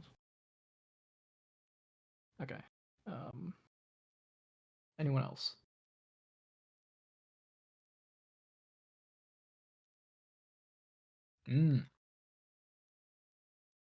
Okay. So spawning enemies in Working with Captura is enemies very blows. working with enemies blows. I'm very sorry. This probably took a lot of time. If it didn't, well, it's still ass to deal with. So purely on the technical side, right? Like we've got grain here. I think this is probably a JPEG taken with F6, right? I'm gonna assume so. Yeah, I used F6. Got it. Yeah. We actually have a pretty nice depth of field here. It's not the most like technically perfect, but I do like just how shallow it is in the background here, partially because of the blur. I think like stylistically, as much as I think this image could be better, I kind of vibe with it. That being said, yeah, it's really fucking bad. I the focus of this is clearly the this boy right here, but I don't think this is framed in a way where that's necessarily like I don't think it's as framed that way. I feel like it can be stronger, is what I'm trying to say. You have a lot of empty space, a ton of negative space, right? And while that negative space is pretty visually nice, your actual subject is very small. It's dwarfed. It's not even like a quarter or a third of the actual composition here. Another thing is this guy peeking out over here. It's very, very distracting, having this bright orange guy just kind of like showing up. Especially with how small your subject is, sort of takes away from my focus. Yeah, I think I was trying to frame it because there's a like a projectile at the end of this stream that I was trying to not include, because it would be, I think, even more distracting. So that's why he's sort of smaller. I had to like position the camera. Right. My advice here is mess with the with your field of view. I imagine you're probably using the default field of view. If you were to lower your field of view to 20 here and just keep the exact same camera like angle, this would probably be much more in frame. You would cut this off. You might have a little bit of glow there, but that might be okay. And you'll still have this laser, this being the action, right? Yeah. So again, play around with a lower depth of field. I think everyone should set their depth of field to 20. Play with that for a bit until you get comfortable, and then experiment with larger depth of fields. If you're taking anything cinematic, and then when I say cinematic, I mean large, giant landscape shots like this. If we were to take anything that looks, we want huge visibility. We want to see a lot. Go higher on the depth of field, or sorry, not depth of field. Go higher in your field of view. Anything that has a subject matter or a focus, right? Set it to 20. Most of this is 20. I think this was done in 15. This was 20. This was 20. These were all 20 except the Inaros. I think this was done at, I want to say 25. Play around that range. 20 is easy though. Okay. Anything else? Anything else before we move on to advanced camera controls? I don't know if anyone wants to take a little bit of a break and get some water or something.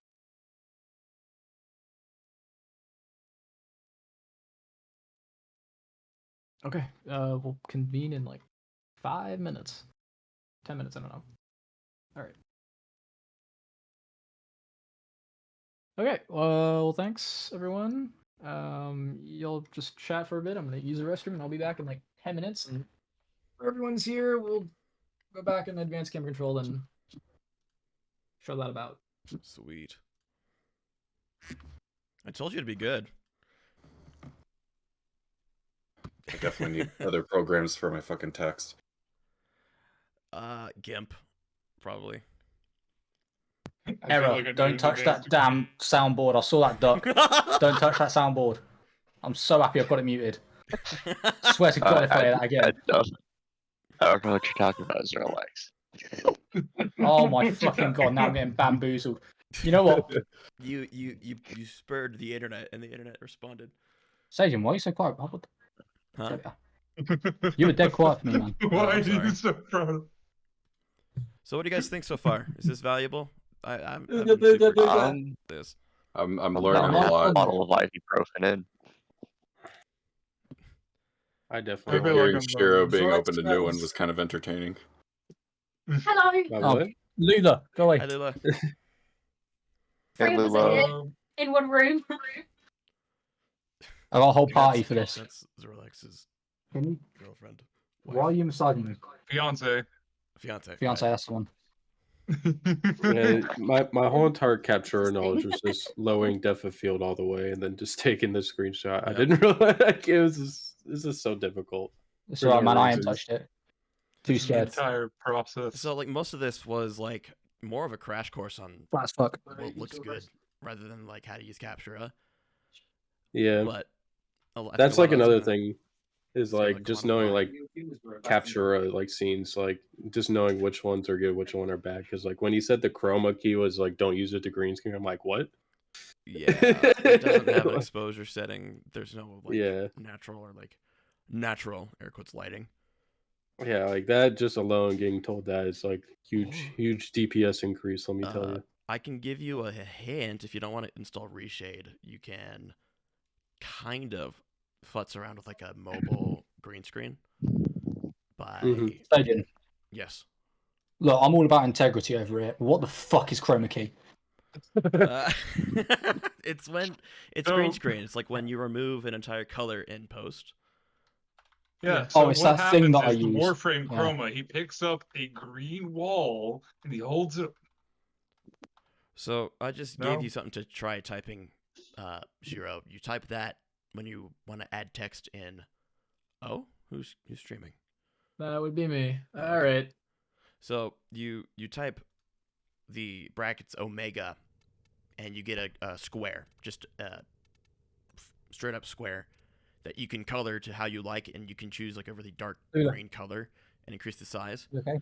And Wait, you can add text in Captura? Come here. Let me get. Yes, but you absolutely should not. Bro, You absolutely should not. You're probably missing that segment where I talk about it, but do not do text capture. What I'm telling you is you can use a mobile green screen more or less, because you can drop down a square that you can color to your liking, and you can keep all the lighting in the shot. Oh, gotcha. Okay. All right, let's pick a frame. Use a couple of them and make an adequate green screen. Drop a square. How do you drop a square? Shit, I need to mute myself. Look in the notes. I typed at Shiro. It's capital Omega between brackets, and it's a code for dropping in a square. It's really wacky. All right. Well, whenever people are back, I'll start streaming and everyone can hop in and I'll go around. Sweet. Personally, I use Canva. All the settings that affect a Captura scene are definitely enlightening. Yeah, I'll run through a bunch of Captura scenes as well as like my favorites and what I think is an easy scene, like a easy as in just like everything about it is easy, whether it be the settings, the lighting, the background textures are good, like basic shit. And if anyone has questions, like feel free to interrupt. Like this is pretty free flow now. I've been up since like 9 yesterday. I'm like cooked out of my mind, so get like real man or something. Okay, let's pick some fashion. This is Nova's fashion, or at least what I tried. That's a really good impersonation, honestly. Fucking terrible taste, right, guys? I'm glad I'm not the only one. I don't know. Let's do like who's an easy one.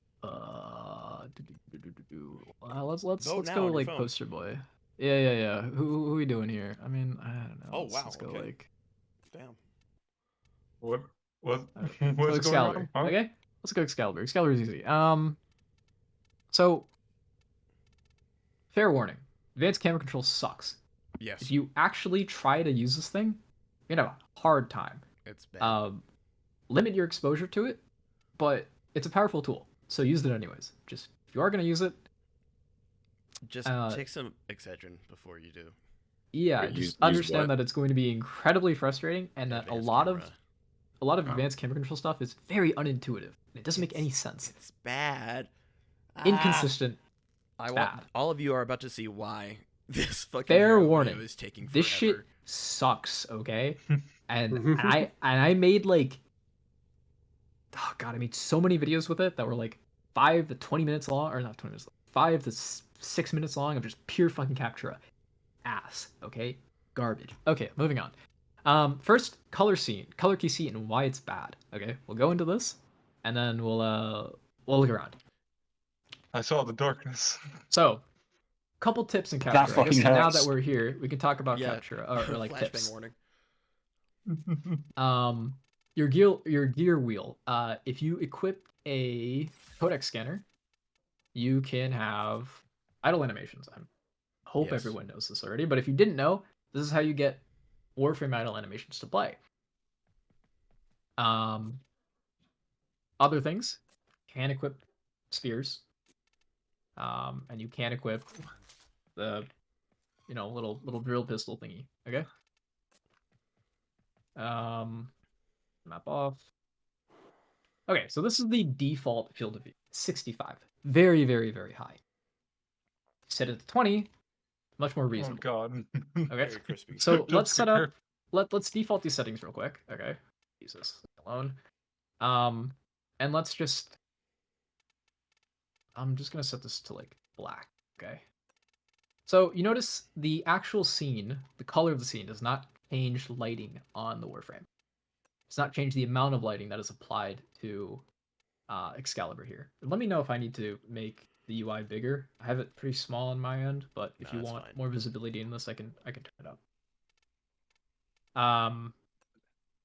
I have toggle advanced time on just because it's easy for me to just press T and then pause it whenever I want. If you're doing anything with specific poses and you want like a hyper specific thing, you can set it slow motion on, so that way you can advance time very, very slowly by tapping T, but you don't really need to do that. Okay, so let's work on lighting before we work on composition or anything else.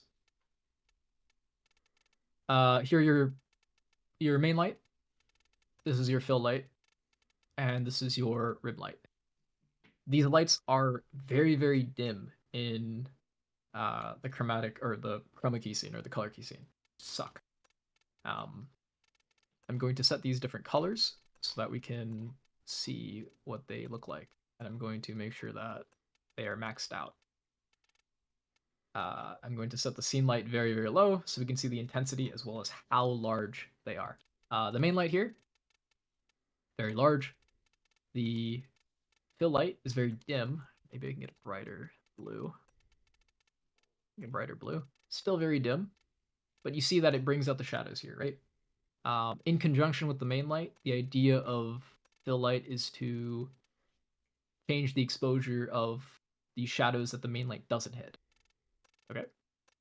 The rim light here gives us a nice rim. Now, the outline of the warframe right here, right? So we get that light shining into the crevices of the warframe around these little sharp corners. If you do something like this, you really get that effect, right? Around here in the jawline, forearm. Normally, the rim light won't look this flat. The rim light will be very, very, very sharp, but because we're in the color key scene, it's very dim. Okay, so reason why the scene sucks. Where do these lights come from? Do they always follow the warframe? They always follow the warframe, which they makes always follow group the Captura warframe. Fucking awful. Yeah, that was gonna mention that in group Captura, the light only follows the client's warframe. I've had to or your client. It's client sided, so you will not be able to get 3 light setup on a warframe that is in, like, if you're doing multiplayer capture, you're not going to be able to get lighting, custom lighting on anyone else except your own frame. There have been times where I've been trying to like get a shot of my friend Gray, and just like for his own channel, and I had to like kind of futz around with my own lighting to either standing next to him or like hiding or crouching to kind of get it on him. It's not good. It's not good. The best way you can do this is using a Loki clone. I can't. God, Captura sucks. The lighting on a Loki clone, the lighting that is applied to your client will also be applied to the Loki clone. So you can technically teleport the Loki clone into them, and then they can kind of sit inside of it. And if your effects intensity is low enough, and you have black enough energy, and you do some Photoshop magic, you can technically hide the Loki clone or decoy, and the other subject will have lighting. Now, should you do that? No. No. Is it possible? Yeah. So it would also be really difficult to apply the lights to like an enemy that you spawned. Yes. Incredibly. Yeah. Incredibly difficult. Captura sucks. It's so bad. Anyways, the scene is very dim. Like, if we wanted a higher light here, we really can't get it. And don't use color key scene. Use reshade instead. Let's go to a different scene. A scene that's actually good. Let's go to Alberic's Burrow. All of the Kavya scenes are S tier in lighting with really good materials and generally no bugs. This scene does have a bit of a bug with advanced camera control, but I don't really think we're going to encounter that. Hopefully it's fixed.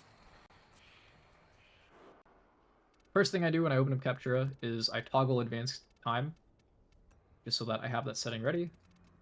I usually set field of view low, but I'm going to keep it at 65 so we can demonstrate lighting and then show you a shot that's at 65 field of view and then at 20. First thing first, I'm just going to pose him here. Actually, maybe centered. Don't really care. Doesn't really matter. And then we're going to work with lighting. I set these sliders to 0, and you notice it's still bugged. All of these lights are white, but that's blue, and that's blue, and that's like a slight off-white cream, right? Because the lighting in the scene is really good naturally, we don't even really have to use the main light. You see the main light's coming around this corner here, and while it does look good, it's not necessarily natural. Most of the light's coming from the back of the window here, and I think a ceiling light. Yeah. So we don't really need to use the main light, but we can if we want. I'm going to choose not to use the main light because less options equals easier. So I will just use the fill light. I'm going to change the fill light to a white.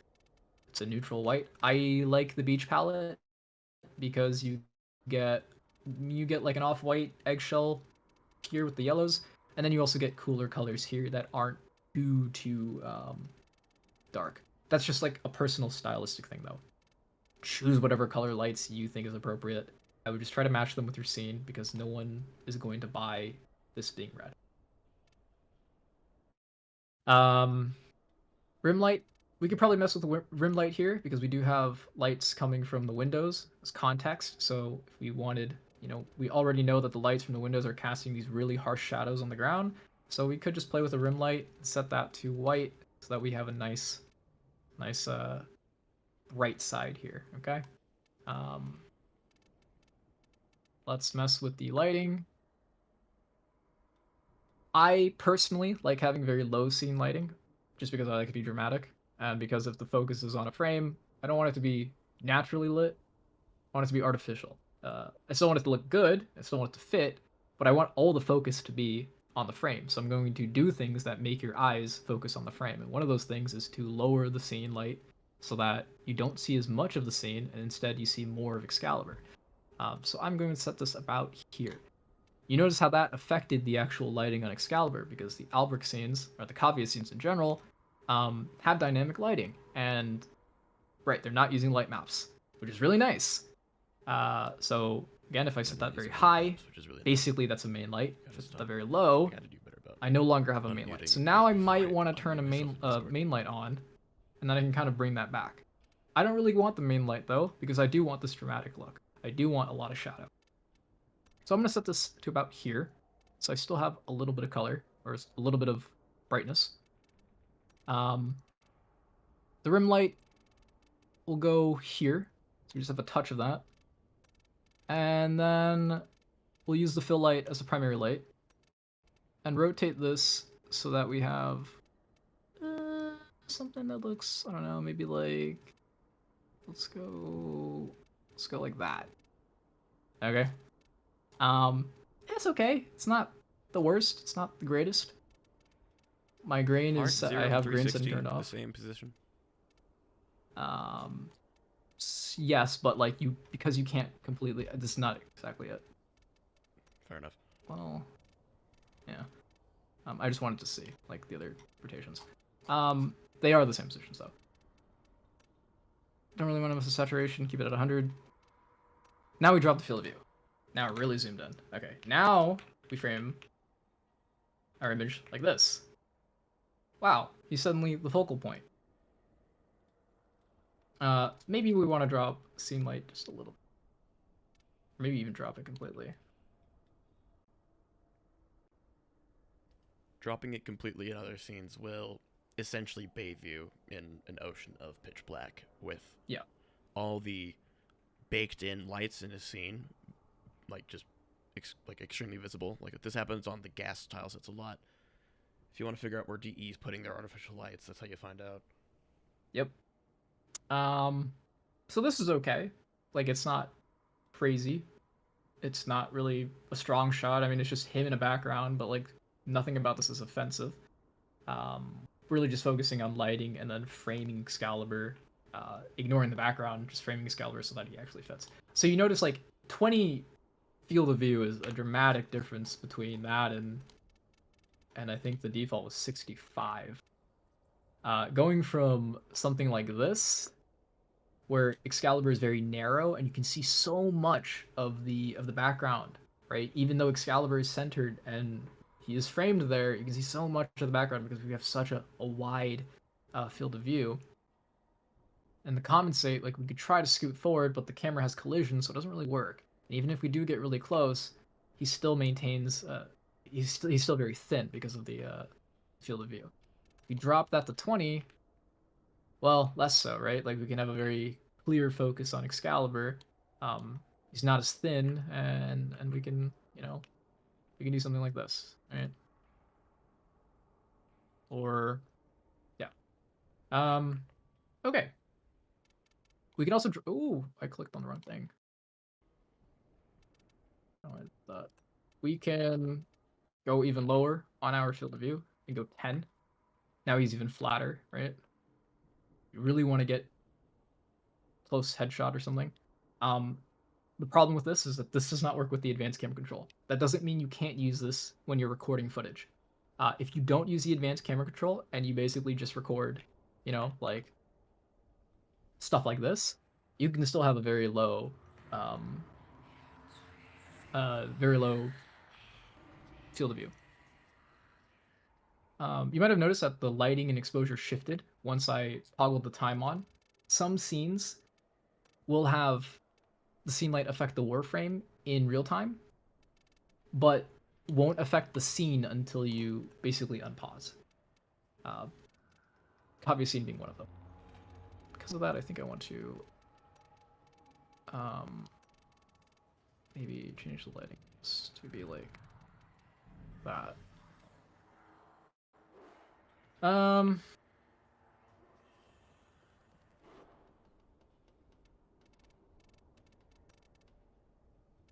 You can also mess with exposure. So exposure just brings the lights all the way down. Again, the Kavya scenes are an exception. They are exceptionally easy to work with because they are very intuitive. The lighting being dynamic and actually not just like a baked on source makes it very easy to understand. So you don't really have to play around with stupid settings. Like lowering the exposure, lowers the exposure. Raising it, raises it. Alright, okay.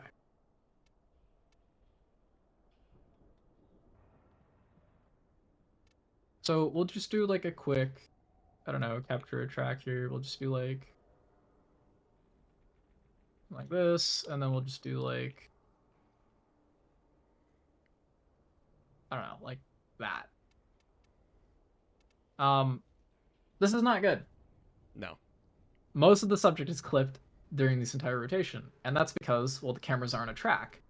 I can visualize the cameras here. And the track is interpolated between the two positions you set, and you have very little control on what that interpolation looks like. Correct. So we have a linear track here, and because of that, the camera, you know, being here to here, you don't really get much control over how the camera moves or pivots during this track. There is momentum to the cameras, but it's very, very finicky, and you sort of just have to do this enough if you want dynamic shots, and eventually you'll get a feel of it. And when you get a feel of it, you'll understand, but it's still going to be very difficult to do, and especially when you're timing it. Has its own like FOV and lighting and stuff, but of course that's not always super consistent as well. Yep. So every camera has a setting and edit button. Does anyone want me to go back and talk about other settings in Captura before I continue?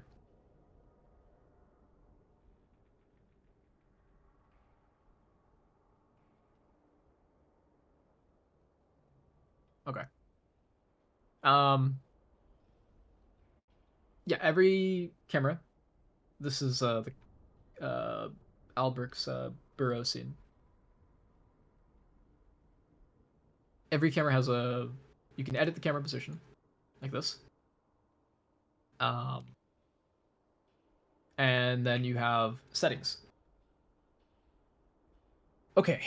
My advice. Do not mess with the majority of these settings. Reason why? They break. They break really, really, really, really hard. Yeah, they break very, very hard, and a lot of this you can do in post.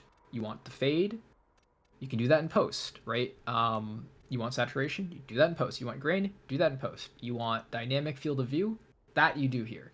You want dynamic exposure, you can do it in post. It won't be as precise, and it won't be as accurate, but trust me, do it in post.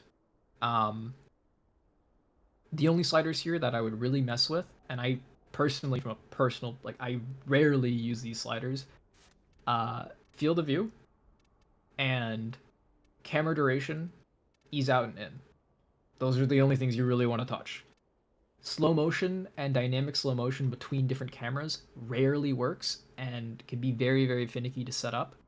I don't recommend touching this setting. If you want to do slow motion, keep it consistent between every single camera. Another thing is that when you do set slow motion and you set a different slow motion to the other camera, it's not a consistent transition between 0.1 and 0.5. It's very jarring. So again, I stay away from these settings. They're not good. Yeah. You can use these buttons here to edit camera position, edit next camera position, previous camera position, insert camera position. I just prefer to go into the menu here. Right. So, back to the actual settings here. The field of view can be set to be dynamic. So if we go to this camera, our field of view is 20. And if we go to the first camera, I set it to be 100. What this means is the field of view will track from 100 to 20. The value will go from 100 to 20 in that pan, or in that motion, right? This can be really helpful for when you have static backgrounds that you want to create a sense of depth in. And I'll go back to a video that I made for an example of this. And I'll also this just is also how we get that dolly effect, where the background approaches the camera, or vice versa. Yep. So this can be a really good effect to sell depth, but I wouldn't overuse this, mostly because you are potentially risking, or it might be harder to frame the subject in motion with dynamic FOV, right? Like if you are shrinking the FOV, it might be harder. I think going small and then larger is easier, but yeah. Always be linear. There are ways to spline them, but it is let's just say it's very difficult. So if I set a camera like up here, you'll notice there is some curve, right? So now the first camera acts, I'm just going to set my FOV so you can see it. The first camera will now sort of move in this direction, right? Like it has a curve now to meet the camera up here.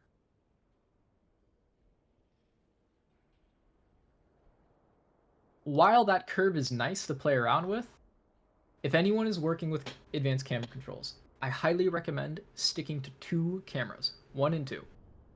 Just for now, until you get really, really, really comfortable, stick to those 2 cameras.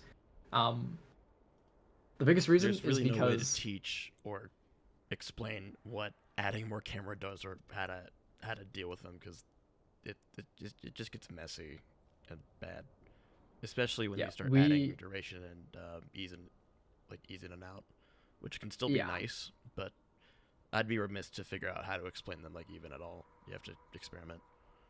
Yeah. The feeling of having multiple cameras, you will notice it can be very jarring in your footage. Right now it's fine, but you notice that there's acceleration that comes in near that end of the camera. You really don't have much control over that. Technically, do you have an ease in and ease out slider? It doesn't really work well. You can have 2 cameras in the same exact position, and it will still find a way to interpolate it or move it around. It's really, it's not that bad. And I've seen Vati Vidya and his Elden Ring videos, and the camera seems to work in a very similar way. It's not unusable, but it's frustrating. Yeah. I think work with 2 cameras first. If you're comfortable working with a simple pan or slide, whatever it may be, just focus on 2 cameras and find the movement in your cameras through tilts and pans and mess with the FOV. Try to sync it up with an animation. Try to find movement in your shot that doesn't rely on strict camera motion, like the actual camera motion. It's going to be harder to make stuff with more than 2 cameras. I rarely use more than 2 cameras, and if I do use 3 cameras, because it's tough, even for me. We're gonna go to a different scene. You could play your the demo video you played at the beginning of the. That's true. I can do that. And kind of explain what you did on some of those shots. Let me just get out of the game first. Let me Pop open the seminar. Oh yeah.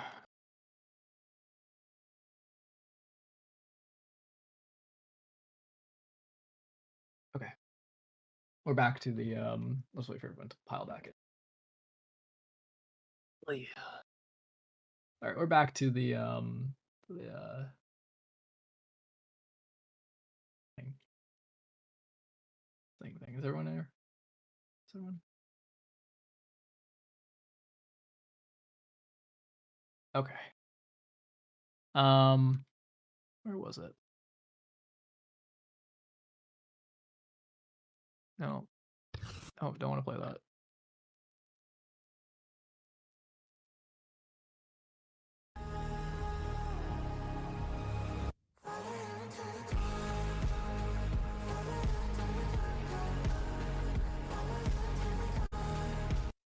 Okay.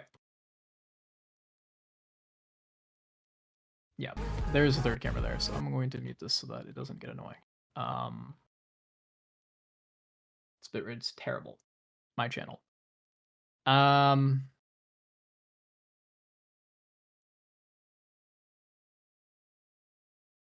Where did I sync it up? Is it past here? It's past there. Okay.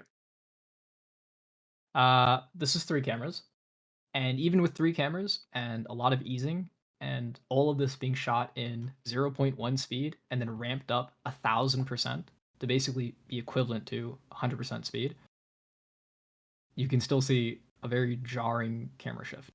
I wish I could play this on like a lower. I guess I can. I played in 0.25. So for context on how I record, do not do this. I don't fucking do this. I'm stupid, and I have problems. I record everything in 0.1 speed, slow motion. Then in post, I will take a 20-second clip and speed it up to be a 1-second clip. And the speed will be equivalent to either 900% or 1,000%, but that's how I have a lot of flexibility in my ease in and ease outs and time ramping. Don't do that. It's a very tedious process that most people don't need to do. And yeah, do 0.5 speed slow-mo if you are recording slow-mo footage to speed up so that you can have that extra wiggle room to do time ramping stuff with. It's perfectly fine. Don't be an idiot like me. Just record in normal speed. Save you a lot of trouble.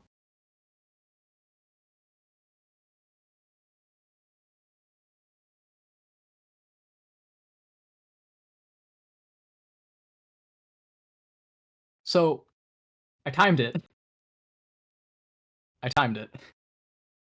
I'll go over my process in game later, but the way I set up cameras is I will look at an animation, watch it a couple times, set it to slow-mo, put a camera in one position, pause the animation, let the animation play, move another camera into another point in the animation, pause the animation, set the camera there, play the animation, and set a third camera at the point where I want the camera to be at the end of the animation.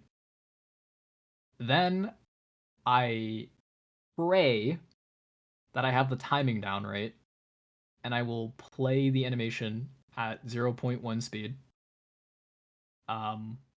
while the advanced camera control track is playing, and then I will press play on the advanced camera control track so that it plays right when the animation basically should play, or when it syncs up to what I initially put the cameras in. And then I do that a couple times until I nail the timing right. So basically, too much effort. Go fuck yourself and try it. Yeah. There's no real way to don't do it, because it looks nice and it's like super perfectionist bullshit. Like I want to mute this. You have to determine what shots are worth your sanity. Yeah, so like if you go back to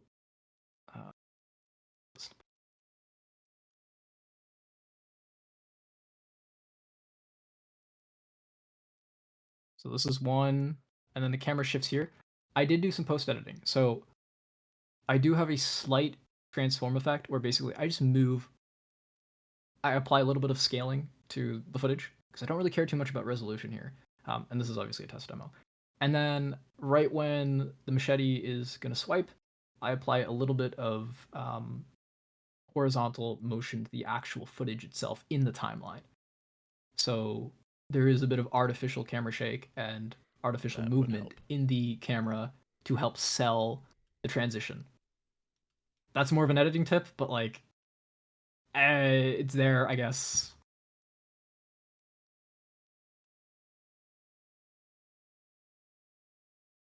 Yeah, most of this was done with two cameras. They're very short clips and they're all like mashed together, but everything here is pretty much like two cameras. Like this is two cameras. This is three cameras. This is two. This is two. This is two. This is three. This is two. That's two. Fucking hate Captura. Okay. No, don't play it. I want to go next. Other examples of how to. This is an example of FOV, dynamic FOV. So if you set two cameras, like I did in that Excalibur example, where we had that dolly effect, where the background was kind of moving in and the subject was sort of remaining the same as we push the camera forward.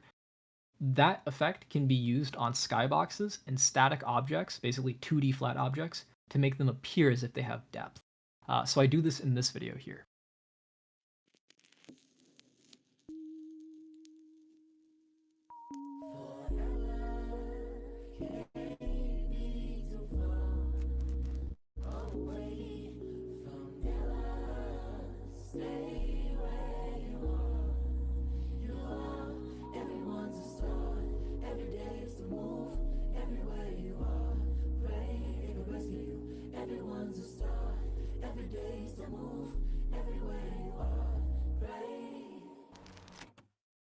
Okay, super simple, quick video. Thank you. The shot here, ooh, it's my other videos popped up. Mag is standing still. The background is a skybox. This is just a literal PNG. And I create the impression of movement, or at least of some motion in the scene, by having the camera pull back. I don't know if it's pulling back. I think it's going forward, and the FOV is actually going. The FOV is increasing, so we get to see. No, it's the other way around. Either way, one way or the other, by having dynamic FOV, you can sort of fake movement in the background here, where the background is kind of moving out. I do that again somewhere around. I don't remember here, like a split second. Yeah, I do that there, and I do that in the beginning as well. So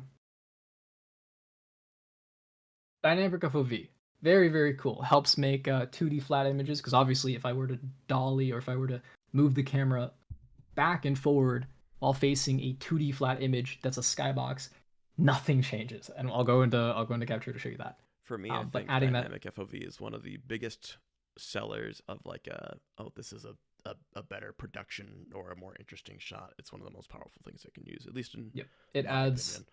Yeah.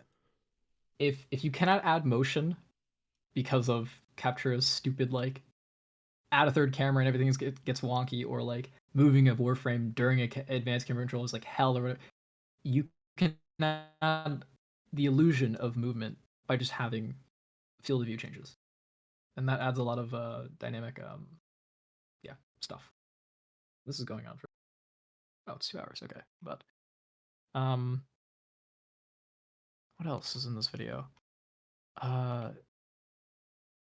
There's nothing really else I want to talk about in this video, I think. Oh yeah, skyboxes. This is Deimos. The Deimos scene, like the what's it called? The stupid room before you go into Deimos, like the loading room. This is all the way in the very top of the ceiling. You have to glitch out there with Titania. Anyways. Okay, well, let's get rid of that and go back to Warframe. Let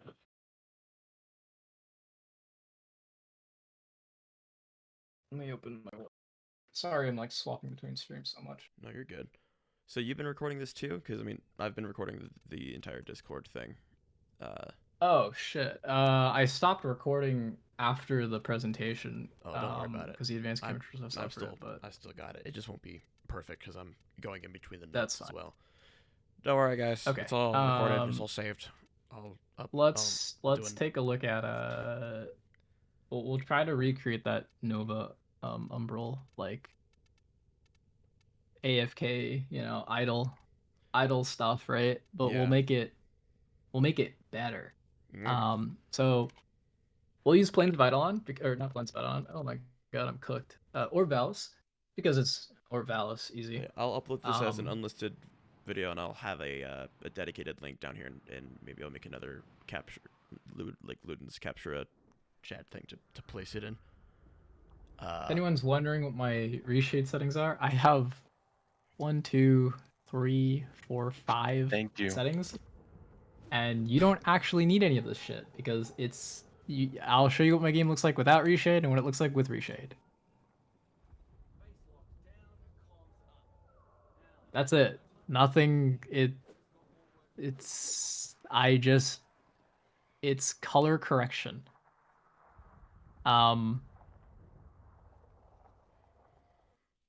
Yeah, that's it. I just color grade my reshade so I don't have to do it in post because I'm lazy. You don't need reshade to do anything except depth of field. Okay. Let's go do a Hal Frost fucking, I don't know, Frosted Captura or something. Hal Frosted Warframe. Hal Frost Frosted Warframe. Yeah. So first of all, let's pick a, I don't know, composition. Let's find a background that complements this, I don't know, this ugly fashion.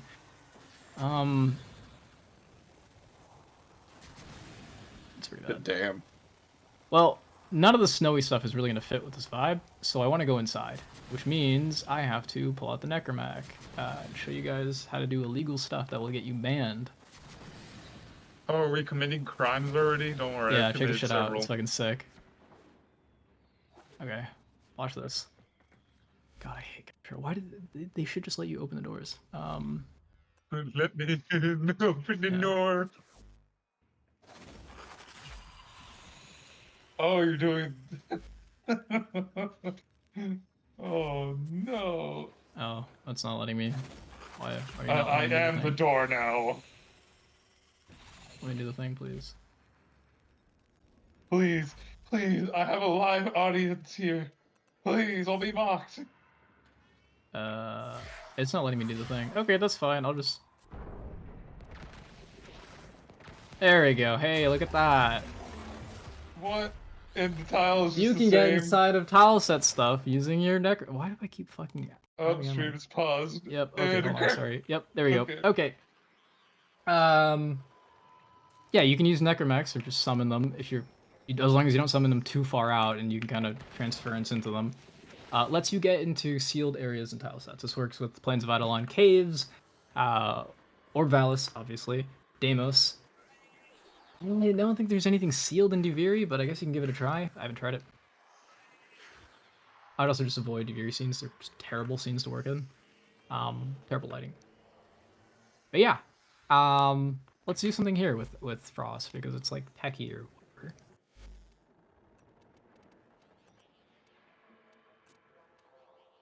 I don't want to use this fashion. I'm using my fashion. Sorry guys, I just can't. Okay. So I'll lower the FOV, toggle advanced time, set the time so I can have some movement. It is really bright. It's super bright. So we are going to lower the scene light. Yeah, some of that's fog. Lower the scene light. Oddly enough, time of day does affect the actual fog inside of these scenes, which is really stupid. But it does, because they didn't think anyone would get in here. I'm gonna set that to like max or 0. It doesn't really matter. Still not happy with the scene light. Now, I like to adjust the scene light. Depending on if the scene has dynamic lighting, I will adjust the scene light first before I even touch 3 light setup, right? On the Albrecht scenes, it doesn't really matter because the light is dynamic and you can kind of work either way. For scenes that are older, I like to do scene light and exposure first, so I get the general brightness and contrast of the background that I want, and then I will add light to my subject. That just tends to be easier than working both of those things at the same time. If you have an intuitive scene like Albrecht, where like the Albrecht scenes or the Kavya scenes where the scene lighting acts as a proper main light, and whenever you affect the scene light and exposure, it's sort of easy to work with. I would just do it however you want, either way. But personally, for me, I'll do scene light first. Let's play this just so that we don't have any auto exposure. I don't think the scene actually auto exposes. No, it does a little bit, but that's okay. And then we'll go find a better position, because this place is foggy as hell and I can't see anything. So let's maybe do the glitch again so we can get inside.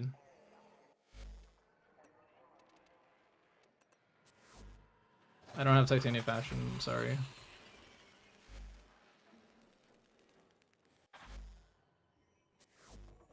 And then we will...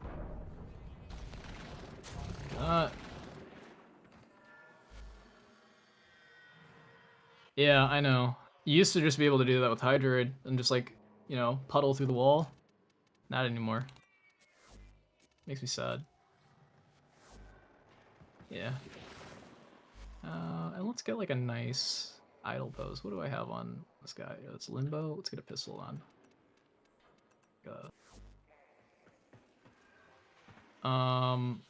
Let's do it up here.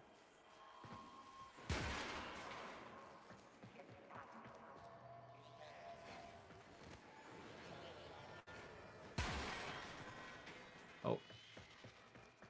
A lot of people leaving. I know, it's not very interesting.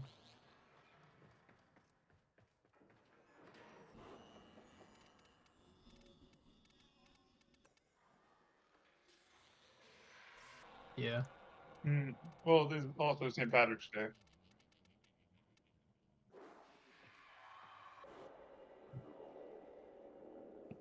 Okay, this is a pretty boring background, but it doesn't. We don't really need anything. You know, okay. So this is less Captura and more just like making shit look good. Sometimes you just gotta like go in and like actually adjust your fashion, because sometimes it should just be too bright. Like scenes might take colors differently or lights differently, and you might actually have to go in here and manually set like the brightness of your emissives, because for some reason like my emissives were crazy bright, right? Remove the weapons from weapon idles. Nope. Ew, there's not a way to do that. I wish there was. If there is, I'm not familiar with it.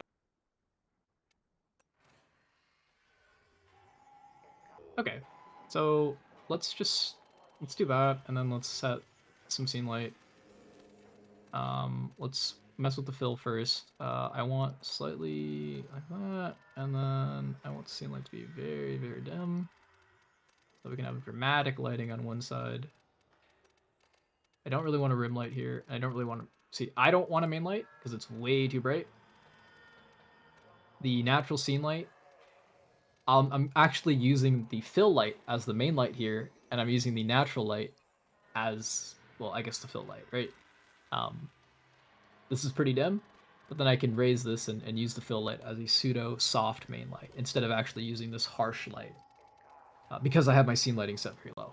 That's a stylistic thing. It's easier for me that way, and I prefer the soft look, but you don't have to do it this way. Let's do like, yeah, that. Okay, let's do that. And then we'll do camera pan. Let's do here. Again, this is just demonstrating an alternative to just having a camera in front of your Warframe while they talk.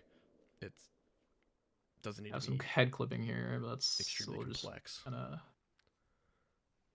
One thing I want to talk about when it comes to setting up these camera tracks, if you add a tilt to them and you click back onto the camera, for instance, watch this.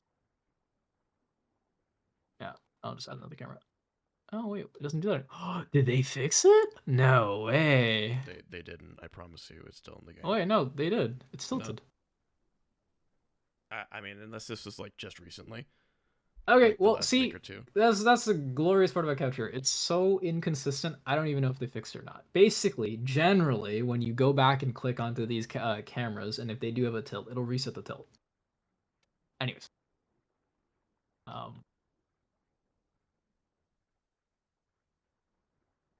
okay. I have a little bit of clipping still. That's like annoying. I just want to like. Okay, I mean, there's clipping, but it doesn't really matter too much, right? Toggle time. Set the speed to low so we can have a nice idle animation. I would probably pull this back a little bit so that it wouldn't clip, but I'm lazy. You know, yeah. Let's do this field. Yeah, like this is such a tiny minor thing, but setting up the advanced camera controls tracks, and let me know if anyone wants to go over how to actually do that, if that was like too fast, and like, you know, pressing the two buttons and then playing whenever. This is pretty much like this. Sorry, oops, wrong button. This I'm happy with. Do I have it looping? I do have it looping. I'm happy with this. I could set this to slow-mo so that the animation plays a little like it doesn't play as fast. I'm pretty happy with this, right? Like I can mess around with it. I can maybe add less movement, different animation. This is pretty okay. We can go into reshade here, and then add some depth of field. So there's a bunch of different depth of field shaders you can use in reshade. I use ADOF because it's auto depth of field. It's easy. I press the depth of field button, and there's a bunch of sliders here. This centers it for me. And then I just raise the slider, and then this changes the background blur, and then this changes how far the background is. And this is all really dependent on which depth of field you use. If you use cinematic depth of field or ADOF or Marty DOF or whatever the fuck DOF, it's all going to be different. I'm not going to be able to tell you what DOF does what. Have fun. Yeah.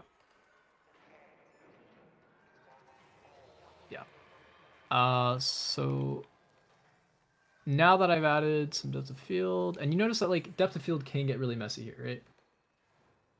Okay, so this is reshade. It won't get you banned because Steve said it won't get you banned. Steve and the game devs have okayed this for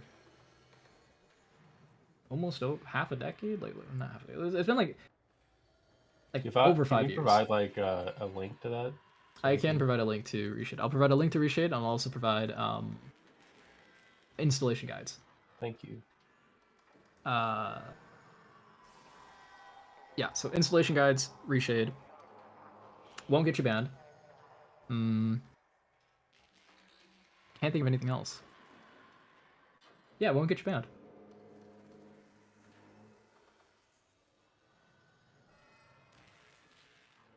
And so now we just have a depth of field. Now this isn't really that great because we don't really need a depth of field here. The background's so gray and the warframe has enough contrast where like you don't really need it for you to kind of see the motion, especially because like when a subject is moving, it's already sort of separated from the background more. When the camera is moving, so the background is dynamically moving around the subject and the subject itself has some action to it. You don't have to worry too much about your warframe sort of blending into the background. Just that tiny bit of motion helps. Go back to EDOF. Let's go with like cinematic depth of field, just so that we can see like a really, really harsh depth of field. As an example of what you could do as well. Let's go crazy with it.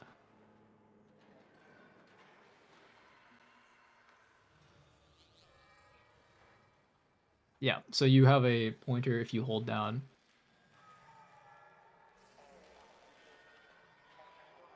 Yeah, you can also use depth of field dynamically shifts with your mouse. So I'm moving my cursor around and it shifts around, and you can change the autofocus speed as well. I don't use mouse focus because that shit is bad. Let's go like blur quality. Let's just bump that up. Blow up my PC. Let's go like that. Yeah. Look at that. Super nice, right? Much more dynamic. If I really wanted to, what I would do is I would record this at I would set this to 0.4 speed before I set up the camera wraps. And then lower the speed a little bit lower so the animation plays a little bit slower. And then I have a nice little idle track for my Warframe, and I would maybe record a couple of these so it's at a different angle, maybe a different expression for the statement that I'm saying. Basically, what I'm saying is you put a little bit more effort than just having your frame idle there in orb validness. And it goes a very long way. I didn't do much here. It's not complex lighting. It's not really crazy reshade shit. I mean, I can even take cinematic depth of field off, and not much of this has really changed. It's not hard to get okay results, as long as you understand the basics of composition and very, very basic like starter setting. 20 field of view, very safe. Play around with that. Low scene lighting makes it easy for you to work with the 3 light setting. Fill light, much softer than the main light. Use that if your scene has decent lighting, and forget the room light. That's it. I say that's it, but it's still difficult. But it is difficult. It's not even the less you use, the easier it may become, and I highly recommend just using less until you get comfortable. It's not even like the principles of everything itself that's difficult. It's working with Captura. Yes. What about your in-game like graphical settings? I know like disabling grain and messing with bloom and all that. So my settings are... Where are the setting button? I'm blind. Okay, let me turn my scale up so you can actually see my UI.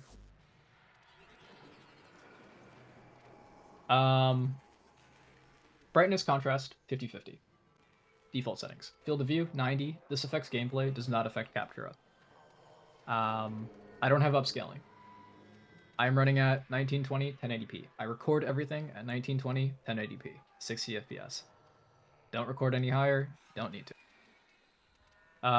Quality preset, custom, because my settings are custom. I have geometry at high, shadow quality at high, texture memory at high, particle system quality at low. GPU particles disabled. Anti-aliasing at 8x. TAA sharpening at 0. Sharpen temporal VFX on. Filtering at 8x. Trilinear filtering on.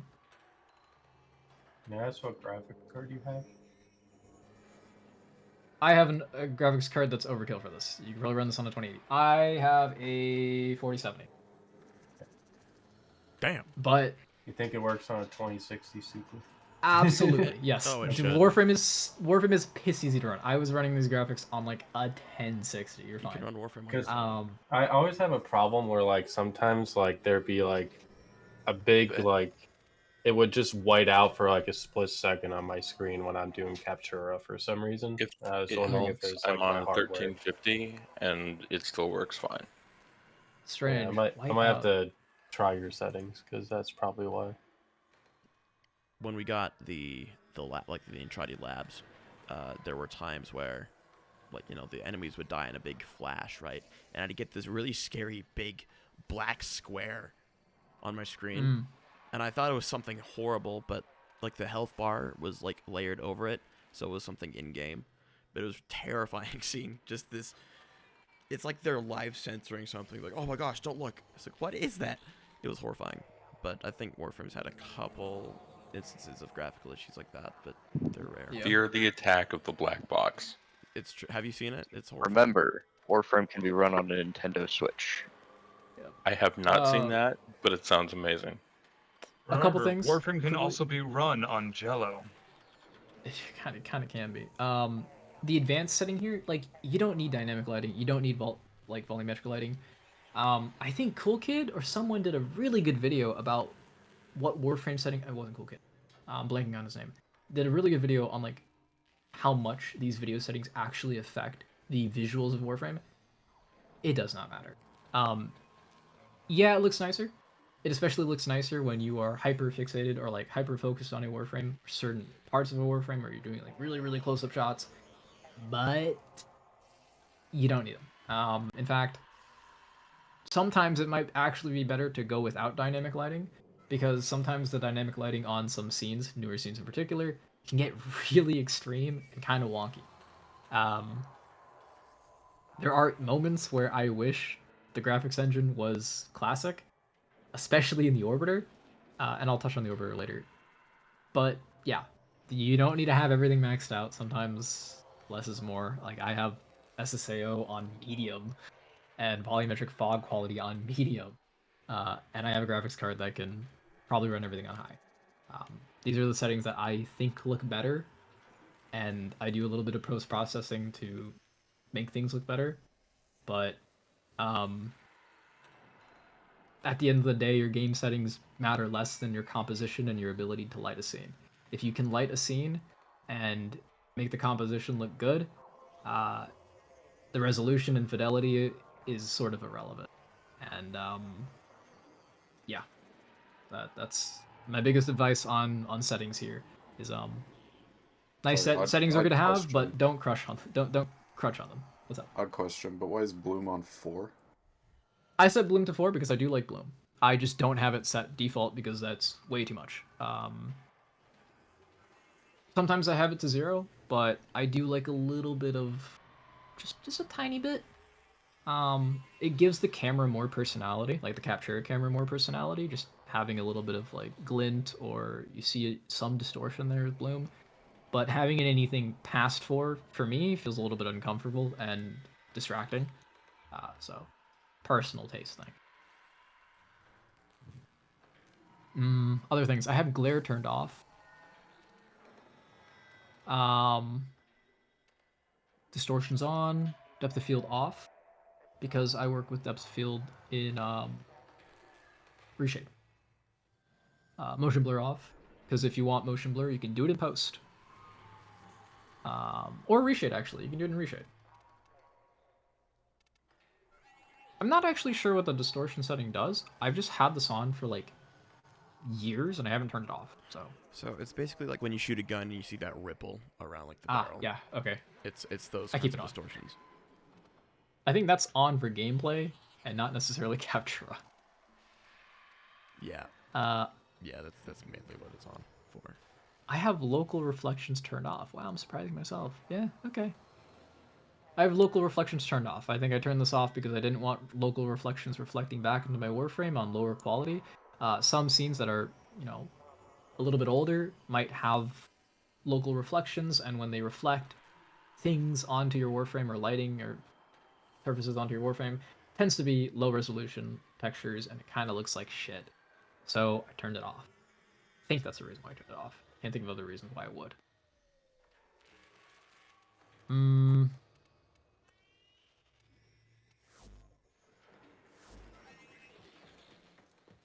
Anyone want to see anything else?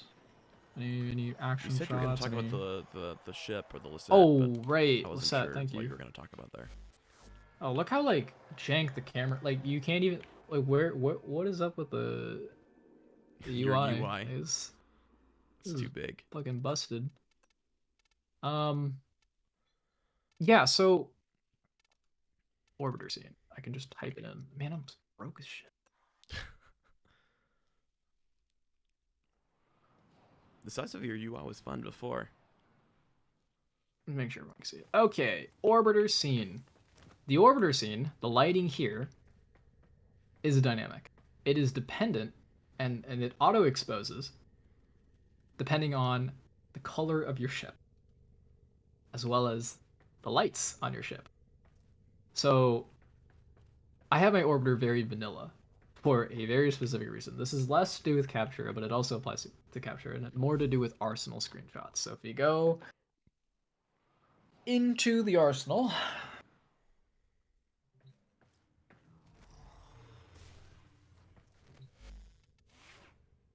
we can compare this lighting which looks pretty good. It's very neutral lighting, I imagine. Let's get a warframe with a bit more color here. I don't know, like let's get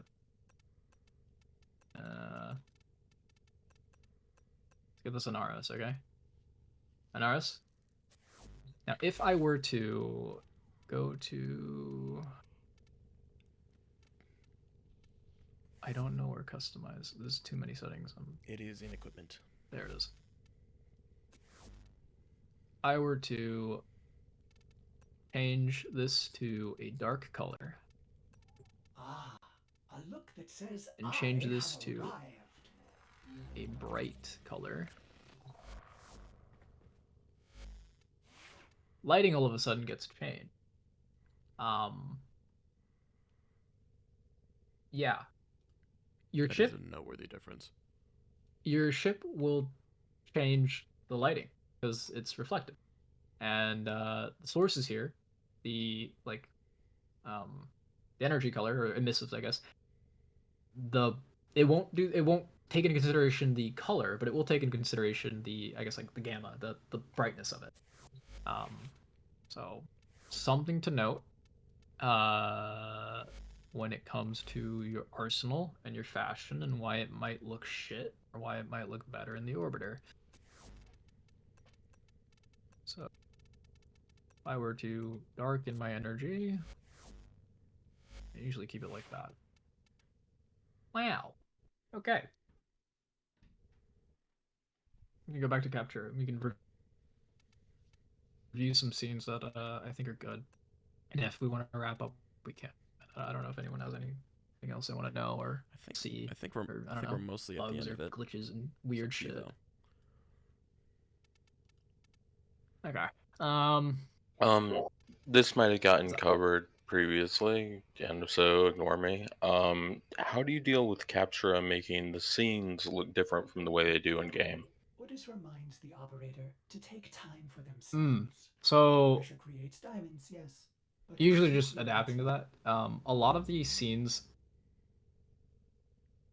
in Captura tend to actually look better than they do in game because you have they tend to look better depending on the context in Captura than they do in game because you have the ability to manipulate sliders like scene lighting, exposure, and because you are using that scene to either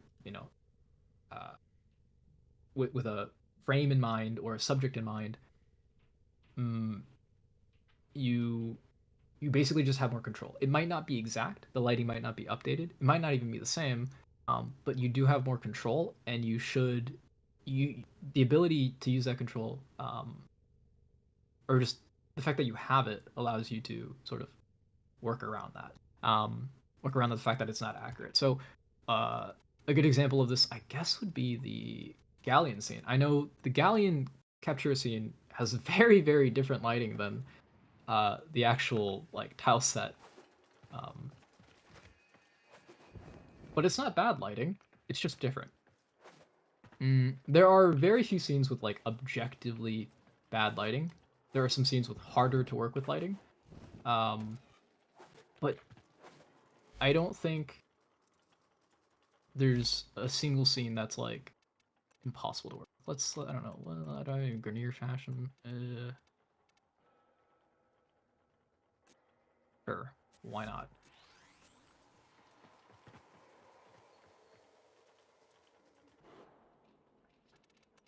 So FOV 20. Let's drop this exposure low because I want him to look scary.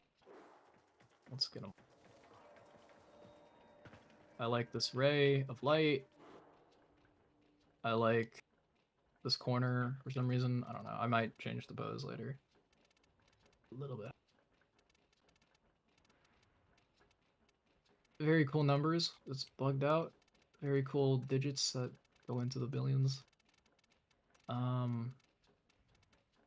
Scene light low. Yeah. So this is one of those scenes where scene light doesn't do that much in terms of the exposure. Some scene lights, I guess it just takes some time to kick in. Oh, there it goes. Look at that. That's terrible. every Captura scene is different. Just gonna have to get used to it.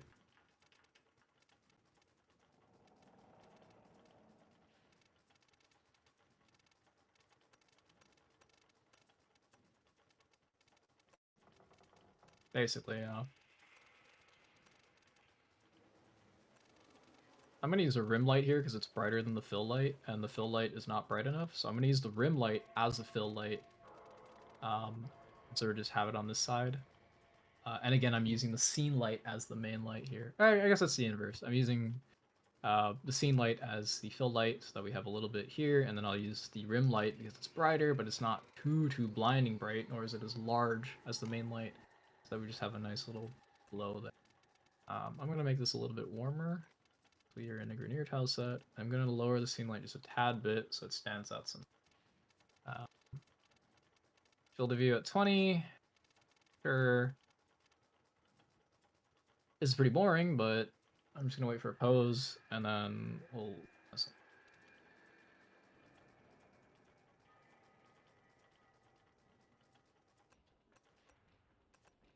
Something like that. I don't really want to do an advanced camera control back here. So let's just like. Let's pose. What am I doing? Let's change the pose. Do like.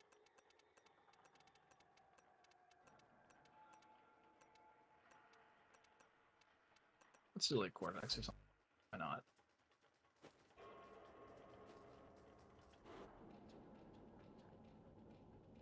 I don't know. You get the point. You can do something with this. Maybe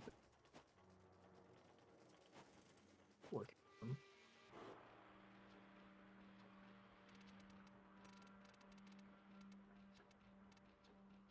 Do you actually play the game on these graphical settings, or is this just your Captura settings? I play everything on the settings. They're just a mix between high and medium settings. At 1080p, it's like the biggest thing for why I can play these like the game at the settings is because I don't have like crazy high GPU particles.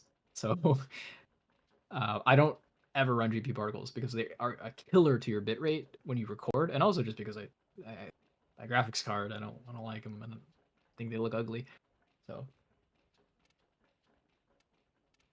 Because I'm personally noticing a staggering difference in performance compared to how I used to have it and to what you have currently. In a bad way or a good way? In a good way, but I am noticing the temperature of my GPU is a lot higher. So that might actually be okay. So depending on your GPU and depending on like your CPU, it's really weird, and you'd think it wouldn't work that way. The more you stress your GPU, sometimes the better it performs. There's like a threshold where your GPU won't perform very well because it's not being pushed hard enough. Because it's not being demanded enough, it just won't really like. It'll teeter on the edge of like your CPU will take over more or something else. And processes will be pushed more to your CPU than your GPU. So sometimes it's actually good to kind of like bump your settings up. I know this is like the case for Destiny 2 and other poorly optimized games. I don't think Warframe is one of them, but like sometimes pushing your performance on your GPU a little bit by having higher settings might result in better FPS. Depending on your system though, that's super dependent. I don't know what your system's like. I do know I've experienced it before on a 2080 when I played Destiny. I've got a It might be something akin to like, would you rather go for a sprint for a minute or jog for 30 minutes? Like your overall temperature might be going higher because like it's not thinking it's working hard enough to turn on the fan. I mean, it could also be the fact that I'm watching the stream on Discord at the same time. That's also probably a big factor. It's other. But like my FPS has like skyrocketed up to like the 400s basically. Yeah. It might also be because your FPS is uncapped. So that might also be why you're pushing your GPU a little bit harder. It's uncapped, right? Okay, I like that. That's it. We'll just have like a simple. Yeah, Captura is a thing. Don't copy my settings. Just very bad. Use your own settings. Again, I think I said this in the the actual like notes in the presentation, like settings do not fucking matter. They don't. The only settings you should really look at are the settings that have the biggest stylistic impact on Captura, that take away control. And that is like color correction, bloom, pretty much it. Like grain. Everything else doesn't really matter. Resolution, whatever, depth of field, it doesn't matter. Ludens, would you shit, like to post the images from your slideshow in a dedicated chat or at some point? You can put it in a like- Google Drive. Like the capturas, or do you want the slides? I don't. The slides. I mean, that's probably the valuable part. Okay, yeah. Just so like there's like we already have this category of Ludens Captura seminar. We could just have like the slideshow, or have a Google Drive link, whatever feels right to you. Yeah, you don't have to do it now if you're too tired. But that'd probably be a good idea to do. Yeah, for sure. Wait, can you? You probably won't know, but like I sent a video of like what I'm kind of talking about with like the little flash, and like I've been having this trouble even with my old settings. I just tried your settings, but I've always had this little flash of like always happening when I'm just like chilling in the appearance and stuff like that. I mean, do you have any idea why it would be doing that? Let's see where it is. Oh. Yeah, you see what I mean? Grateful. That's nice. Yeah. I have another video. It's just that I'm not too sure about. That might just be like a graphics card or graphics driver issue. I don't ever really have that. Yeah, because I just always had that issue. Like no matter what settings I have, it just kind of bugs out like that for some reason.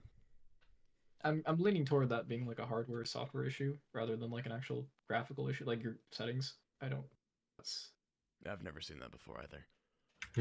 That's why I'm kind of like stuck, because you can see like at the very beginning it's like very bad with that. I have no idea why. Oh yeah, I'm gonna say that's like a graphics card issue. Do you play your game at like a windowed full screen? How do you play it? I just switched it to full screen, but I used borderless before. And maybe borderless. Try switching back to that borderless full screen. I don't know. I'll have to mess around. It could with this be if more. you changed your settings, you might just have to restart the game.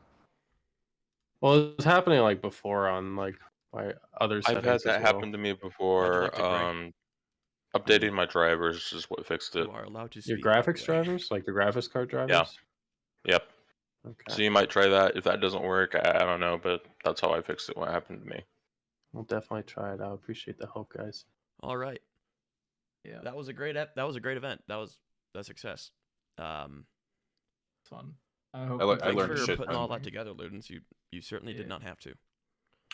Yeah, no problem. Thank If you. I anyone mean, wants, it's like, really appreciated. Thank you, Ludens. yeah, of course. No problem. If anyone wants, like, I don't know, I'm very busy, but if you like, my DMs are open. If you just want to throw like one advice on thumbnail or like, I don't know, Captura, ask, and I may or may not get to it. No promises, but like I'll try. It may take 3 to 5 business days, but eventually. Yeah, I'll probably respond in like at minimum like a day, but just Okay. Well, I'll go eat. I'll keep that in mind for the day I start making